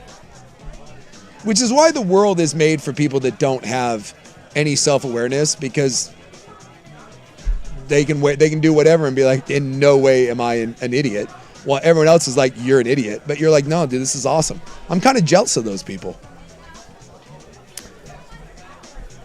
Are we living in hell, Jason? I don't think so. I don't either. I never understood the concept of hell anyways. Like, what is the depth? Like, little abstract. Well, like, because you got like the fire and then the all that, the lakes of oil and burning and the torture. Although I've never quite understood that one either, because the devil, if you believe in all the fire and the wouldn't the devil think you're awesome? Like all the things you did on Earth, wouldn't the devil be like high-fiving you when you got down there? And we're like, I always thought that was the way it was. Yeah, I think it's a little weird. Is that not the way it is? Well, that's not the way it's portrayed. But remember, you got to remember who's writing the book and who's portraying it. Or I've heard that hell is like the absence of love. Like you just know that you can't be around God or the people you love, and that's its own version of hell. And then there's like the Bill and Ted's hell, where it's like your own, whatever you think hell is going to be. Like for you, like maybe hell is being at like a 5th grade band concert for all eternity, or whatever whatever your version. That could be true. Yeah, that was like the Bill and Ted. Like there was all these doors, and you opened the door, and one of them was your old gross grandma trying to like kiss you and like pinch your cheeks. Oh. And then there was another one where it was like he was terrified of the Easter Bunny and like a big mascot head. So whatever your personal, like I had to drive behind a log truck that was swaying. That's hell. So I don't know. So are we living in hell? It depends on what your version of hell is. Well, a doctor studying the phenomenon of hell, which I'm not sure it's a phenomenon, but okay, go with it. A controversial theory linking visions of hell in near-death experiences to the idea that reality is a simulated world has been put forward. So we're back to the Matrix thing here. By this doctor. Okay. The world we live in is actually a simulated reality, and we're being judged by its creator on our life choices, a doctor has now claimed. Who is this doctor again? Healthcare researcher Dr. Orson Wedgwood. That's a good name. Says reports of near-death experiences often contain similar features, and he believes the common themes, such as foul smells, demonic figures, and violent imagery, are not hallucinations, but instead real experiences of a vision of hell within a God-created simulation designed to test the human soul. What? So God's effing with us when we die? He's watching. He's testing. But it's a simulation? What? So That's right. God's in charge of the Matrix. He's already killed us, I think. Interesting. So we get a vision of hell, and then based on how we handle that vision of hell, then we go to hell or we don't. Dr. Wedgwood is a devout Christian. He believes the acts as a structured environment in which humans are assessed on their choices during life. He said, we are in a created environment or a simulation in which we are being tested. It makes total sense. He said near-death experiences are directly linked to the controversial simulation theory and claims those who reject God may either lose their eternal aspect or find themselves in a dark afterlife realm. What happens to the people, though, that have the near-death experiences and they see heaven? Because that happens all the time, too. The light. Yeah, you die, you like drown, and then like while you're under, you see heaven. What's happening there? That I can't tell you, but he says that the theory suggests what humans perceive as reality is actually a computer-generated artificial reality, similar to the plot of the blockbuster film series The Matrix, and has been touted by trillionaire space cadet Elon Musk. Oh, well, so me and Elon, we think alike. That was kind of my thing. So he watched The Matrix and then just... It sounds like you watched The Matrix and then you had just like went a dream off that. or something. You're like, yeah, man, seems a little weird. that's real. So he is saying our consciousness, how we behave, and the experiences we have are all real. Everything else is not. Wait, come again? Our consciousness, how we behave, and Sure. the experiences we have are real. But the rest is not. It's all a test. But if the experiences are real, isn't that everything? So what else is fake? If my consciousness and my experiences are real, I'm fake to you right now. but if I have an We experience, need weed for this. We do. I need mushrooms. No offense, but I've moved past weed. I need shrooms. Maybe something stronger. Maybe a 3-letter thing. That makes no sense. So if I go over and I punch you in the face, is that real or is that because that's an experience you're Well, having? God will judge you. I break your nose and you're bleeding. Is that real or is that fake? Fake. Isn't it how you react to that? Yeah. Is what you're being it's judged what on? you just did that is real, and being judged. So what is not? Because he said the rest of it is not real. So what is not? I'm with Suk. What is not real? So in it's- this situation. Let's Because read everything on. is an experience. Yeah, because it's an experience. But here's my thing: if this is all like what you're individually, so if I go over and I shoot you, you didn't choose to have that experience, but I'm pretty certain that your experience leads to you being dead, and that's pretty damn real. And your consciousness just got a hole blown through it. That seems to blow this theory up. Or is he? I don't know, because it's not It's a real. simulation. Because you didn't do it. I did. I don't know. Well, God did it. Simulation. Where's So it in simulation? It's a video game for The us. simulation is designed to sort us into those who will be with God after the simulation is over versus those who won't. All in a safe environment. where Right. we So can't in do that any situation, damage. Suk, you shoot me. God has chosen. He wants me to be with him outside of the simulation. Yeah, he wouldn't like that. Yeah, you're going to hell. But you So wouldn't. I don't have it. You don't have a choice. I don't have a choice. God made me shoot you. Right. He's already made the choice. Well, then why am I in trouble for shooting you? Why do I have to go to hell when God made me shoot you? You could probably do that in court. I didn't do Well, it. he didn't make you. He's testing you. You failed. Well, then You Stephen chose. didn't get to do any. Stephen didn't have a say in it. Yeah, this is trash. I don't get tested. Yeah, sometimes this whole thing just I have a hard time processing that. This There's is a few holes in this. It aren't there? does seem to be a few holes in this. I got that a lot. Like when people everything happens for a reason. I'm like, really? Like, I took offense to that. I had something happen in my life that was quite bad and to my children, and I snapped on someone at a gym once. They did the quiet voice. They came up and they put their hand on my shoulder, asked me how I was doing, and they didn't know me. And they did the everything is God's will and it's all part of His plan. And I may have snapped and started yelling about how God apparently killed my wife to do what? What plan is that for my kids? It did not go well for him. He started backpedaling real fast. So I'm just telling you, be careful about going up to people and telling them that it's all a test and it's not real. Because when someone has something bad happen to them, real. it does tend to be real. I think that was pretty real. Well, the people that think we're living in a sim, you've heard that before, right? Yes. I mean, that is one explanation for what the hell's going on out there. I like the guy that thinks that we're on the back of the turtle, right? Yeah. There's that. The flat earther type, there's... Wouldn't that be cool if We we will were? do anything to explain away the fact that So life our is whole, hard. Our whole world is just us on the back of a turtle. Yes. On the back of a turtle. Yes. Just riding around. Yes. Why is that a theory? What does that have to do? Why are we on Well, a turtle? I don't know why it's a turtle, It just but explains our existence. Yeah. There's like a space turtle, like Leonardo, and I don't know, we're on the back of the turtle shell. Yeah. Oh, okay. You never know. You're right. I don't know. None but of I us do know. The all I've said is that the only thing I know is this. I'm an idiot. So I know two things. One, I'm an idiot.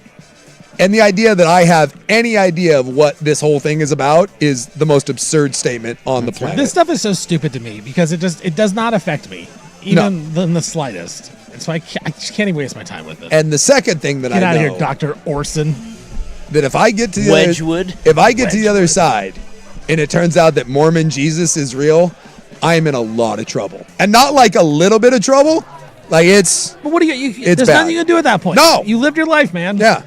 That's when I just I know there's I don't know if there's My bad, bro. I don't know if there's a trial or whatever and what happens there. I'm just like, That's you just admit it, like, dude. Is there like an express lane? Because just get me in that. Like, is there like a pre-screening? Like, I know I don't need to defend anything. Just I know what's happening. Cool. I was wrong. Sorry about that. And just, everyone else in my family will be over here. Just send me. They don't talk to me anyways. Send me to the left and I'll be fine.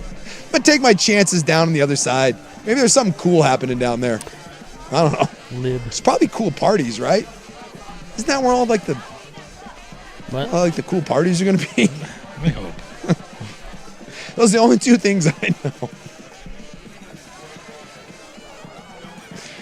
Yeah, next time some kid gets cancer, be careful going up and being like, hey, all part of the plan. Cool. Cool plan, everybody. Okay, we've got the Lebowskiing of California. Ooh. Knew you'd like that. I love the Lebowskiing of anything. And we have some good news for America on its 250th birthday. Right around the corner. Hashtag 250 strong. I'm a little disappointed that I'm not doing anything to celebrate 250. Well, there's time to change that. Yeah, but do it's not what? till Saturday. What can I do over the next, like what? I don't know. Go do just blow things up. I know what we do. I'm not doing that. I got nothing. Light a fire. We only turned 250 once, and I'm doing jack squat. Couldn't even get a tea time, for God's sakes. Go bird watching. Ooh, Bird Alliance. I can't even get some bald eagles. I can't even get a Bird Alliance of Oregon shirt to go bird watching in. Get a bird tab. And if I got them, and if I can't wear a Bird Alliance shirt, what's the point of even bird watching? What's the point of a 250th birthday? Yeah. Maybe go to a casino and spend a bunch of money. Is that America? In the name of America. There you go. I don't even have like a shirt. I don't even think I have an American shirt. All right. Those topics coming up on The Fan.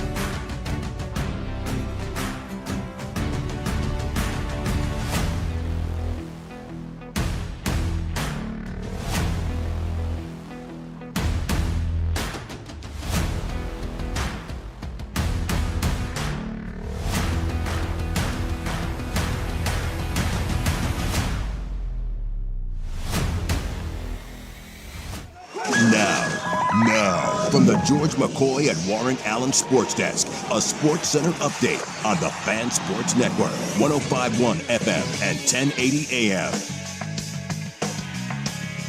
First on the Fan, Boston Celtics have traded Jaylen Brown. They've traded Brown to the Philadelphia 76ers in exchange. Celtics going to get back Paul George, 2 first-round picks and 2 second-round picks. Los Angeles Lakers, they got their big man. They're getting center Walker Kessler from the Utah Jazz. In exchange, the Jazz will be getting 2 unprotected first-round picks and 2 first-round pick swaps from the Lakers. Kessler now will sign a 4-year, $130 million deal, team up with Luka and the Lakers. Lakers also got a wing in Quentin Grimes. They agreed to a 4-year, $60 million deal with the former 76er to join the Lakers as well. Free agent forward Tobias Harris, he's heading to San Antonio. 2 years, $31 million for the new San Antonio Spurs. England's Harry Kane, he scored 2 goals in the second half to lead England over DR Congo 2-1 in the World Cup. Belgium defeated Senegal 3-2. Belgium was down 2-0 early, got 2 goals late, got 1 in extra time to get the win. And right now, Team USA up 1-0 over Bosnia in the 62nd minute. I'm Stephen Vaughn from the George McCoy at Warren Allen Sports Desk. Don't call your mom. Call George McCoy at warrenallen.com.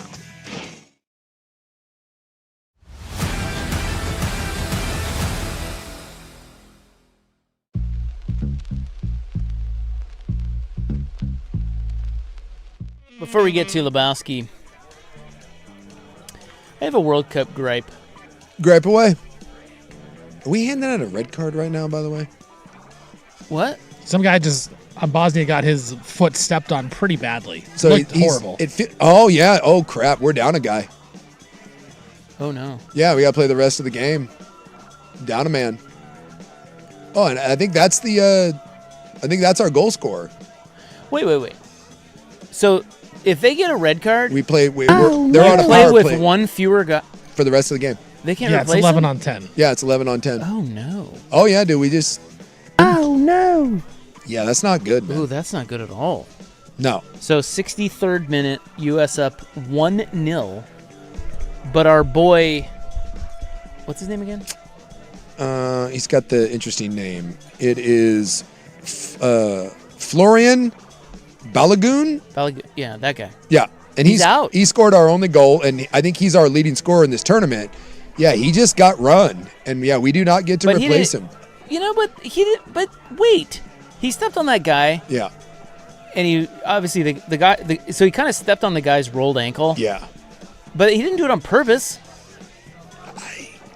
I don't know enough about. It was brutal. They were both in the air. They were both in the air, and he came down on his it. ankle. I don't know. Also, if you get a red card, you're suspended for the next match. The next match. No way. Yeah, that is a huge. He's like our best guy. He has because Pulisic has been hurt, and so he has been by far our best offensive player. I think he's got 3 or 4 goals, dude, in the tournament. That is brutal. Yeah, that is a big deal. And we're only up 1-0 right now, so and we're playing with a man down, and Bosnia is going to have to crank up the pressure here. Oh God! And this is the most Mariners thing ever, isn't it? By the way, this is a. Am I wrong? Well, I'm going to bring it up because you brought up the Mariners. Have you seen what the big dumper's doing this year? Oh yeah, he's terrible. Dude, he's hitting like 160 with like 7 home runs. Yeah. I thought we were supposed to have this tournament in America so we get the the refs on our side. Not even giving us home field advantage. Yeah, that was pretty weak. Yeah, I don't know. Like, if I don't know enough. Is like if they review any of that stuff or how it goes down. But safe. It's not a good idea when he was rooting around there in his little tight shorts. You knew he was reaching for some card. It's going to be yellow or red, and he pulled out the red. Now I'm demoralized. I shouldn't be. We're still going to win. It's all right. Yeah. Everything's good. But I think for the rest of the game, I think the U.S. obviously is going to be on. We're going to do the pack the paint. Yeah, just play defense. Play defense. So don't do anything dumb. My gripe is going to be when you watch these games, because, we don't watch a ton of soccer outside of this, obviously. Yeah. Does it bother you when the guys, when they clearly have a shot and they don't take it? Like they dilly-dally, or they try to get cute. Yeah. And then they look for a pass, or they look for like the perfect play. Yeah. And the I whole think because guys are in the way.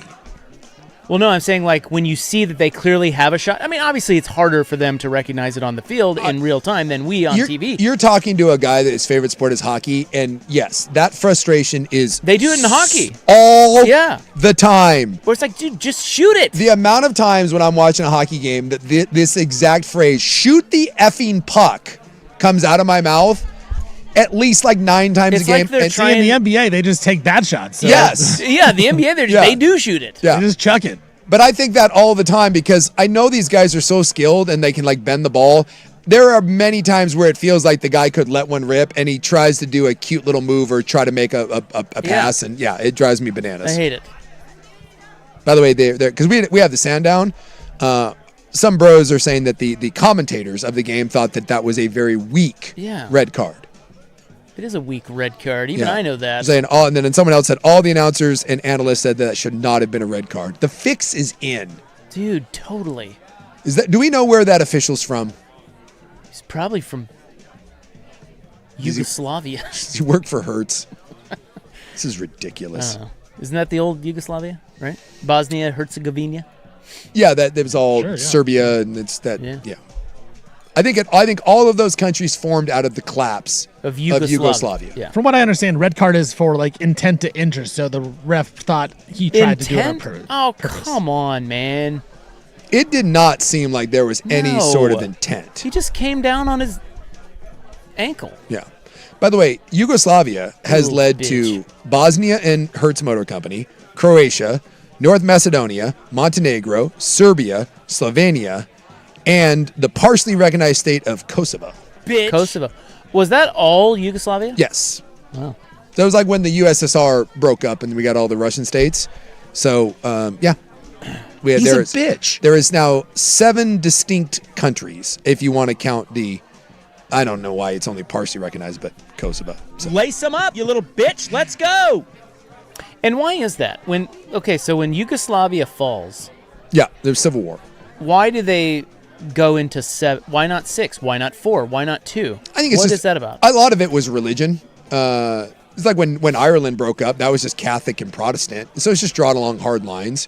Like, I mean, we're a much bigger country, but, I mean, if we ever had a full-on civil war, don't you think at bare minimum we become 4 countries? I think, honestly, we probably become more like 6. That's a good point. So you would certainly get, I'm guessing you would get California, Oregon, and Washington. I'm guessing you get some form of that, and maybe you bleed into a little Arizona or whatever. We'll take Nevada. You're probably going to get... Give me Vegas. Yeah. Put Vegas in there. You throw and that. Tahoe. This is like college football conferences. Yeah. I mean, that's all it is. We'll take that state. The Midwest certainly would have their own feel. The Northeast has a feel. The South would probably be the biggest region. And Texas would be its own.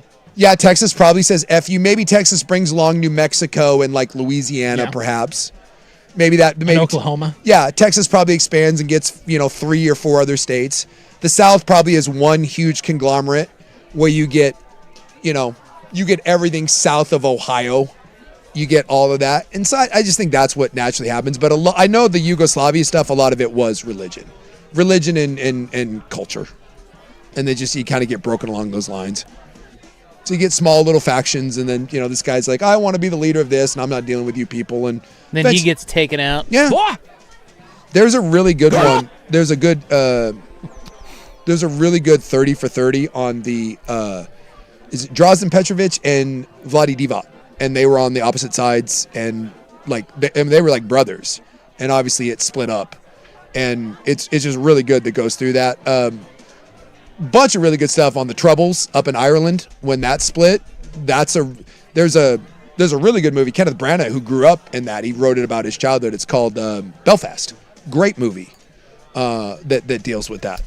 So maybe in the South it could be called the Democratic Republic of the Waffle House. Yeah, I see what you're doing there. It's actually pretty neat.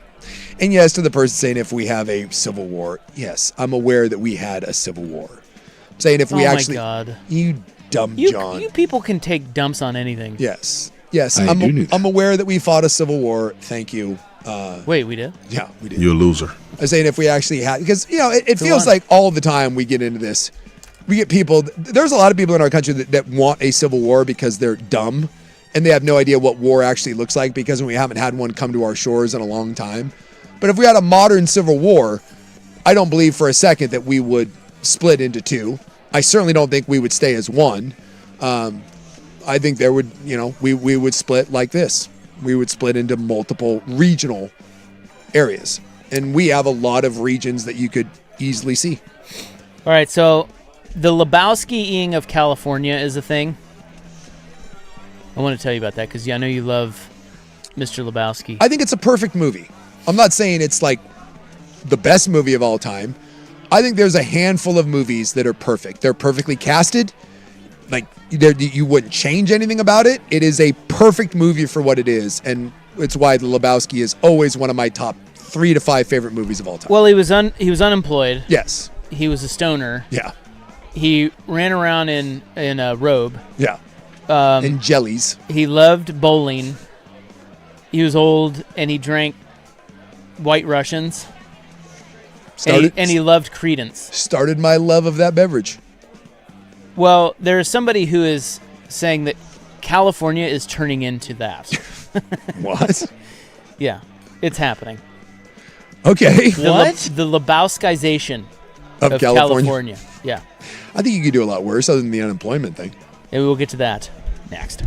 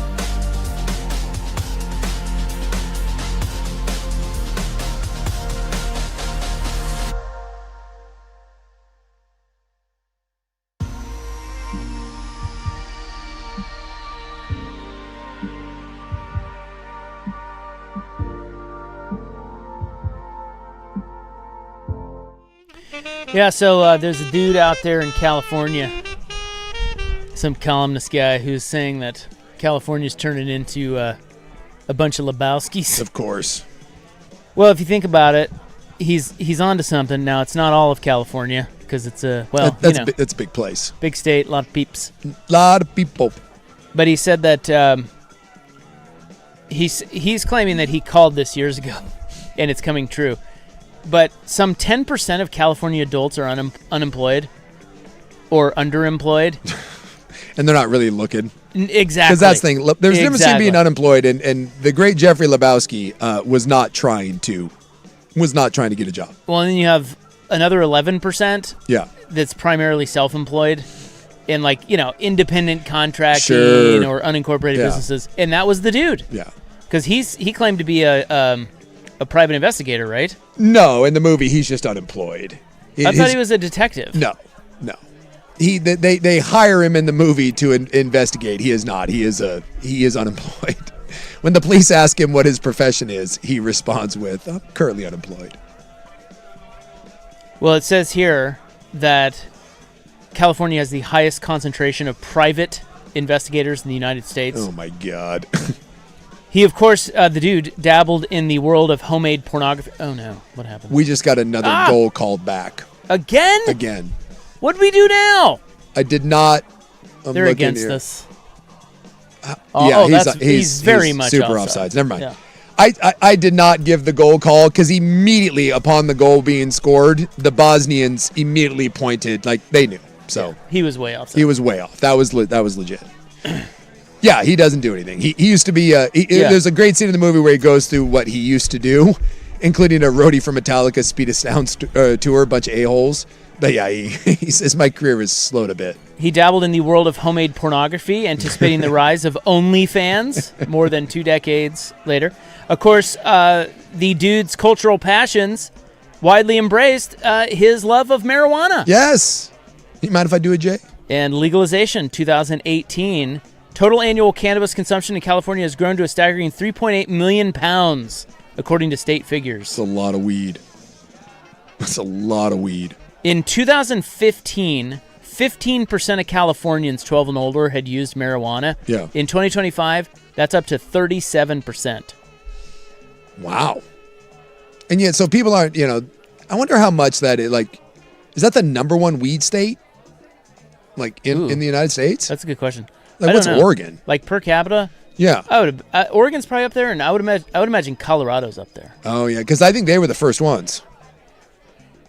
The dude also imbibes with the White Russians, and despite a decline in wine and beer drinking, consumption of spirits has reached its highest rate since the mid-1980s. Did you know that? I did not. Everyone keeps saying that there's no more drinking. I know. Well, the kids aren't drinking much. But we are cranking it up. You and I are. Tell you what, I'm holding up my end of the bargain. I am not, I got a buddy that owns a liquor store. Someone has to keep him in business. That's right. You do it for him. By the way, Vermont. They're devout alcoholics. Number one weed state? Number one weed state. What does that mean? So this is top-ranking states for adult marijuana consumption based on federal health and substance abuse surveys, generally robust legal markets, cultural acceptance, blah, blah, blah. Vermont, number 1. New Mexico, Alaska, Oregon, Maine, District of Columbia, Colorado, Washington.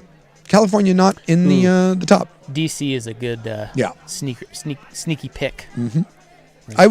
You don't think about Vermont, but those damn hippies up there. Old Bernie Sanders up there. Yeah, you forget about that. Smoking all that dope. Mm-hmm. Damn libs. Montana's up there a little bit. You don't necessarily think of that. I bet you Utah's dead last. Texas. The bottom 3 states are Utah, Iowa, and Texas. Not shocking.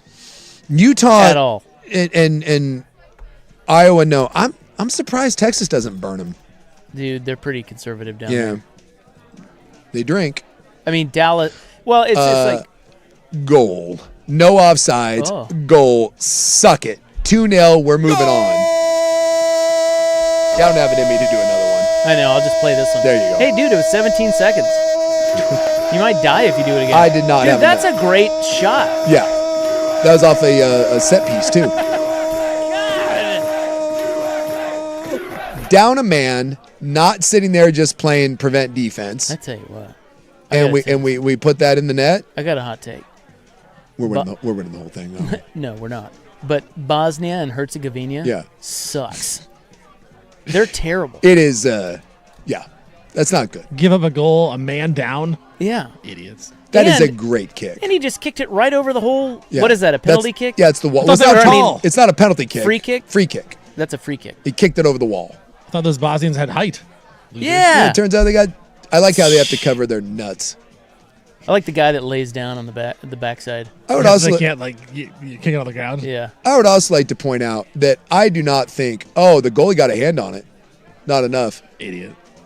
I understand that it's kind of a bold move because you got to stick your snooter in there, and I don't want to get hit in the face with that. That was kind of a weak ass effort on the part of the wall. Yeah, it was. Had someone jumped up, they could have deflected that with their head. He kicked it right at the two tallest guys. Yeah, and they didn't really go after it. They didn't really jump. And again, I'm guessing that is stupids. Do you think you could stick your face? Nah. Is it instinctually where you just I don't think I could let someone punch I don't think me. it's their face. It's their head. But if you jumped, you would turn your head. They if you see the ball coming at you, you would just. Yeah. But that's the thing is when you turn your head like that, you can't see.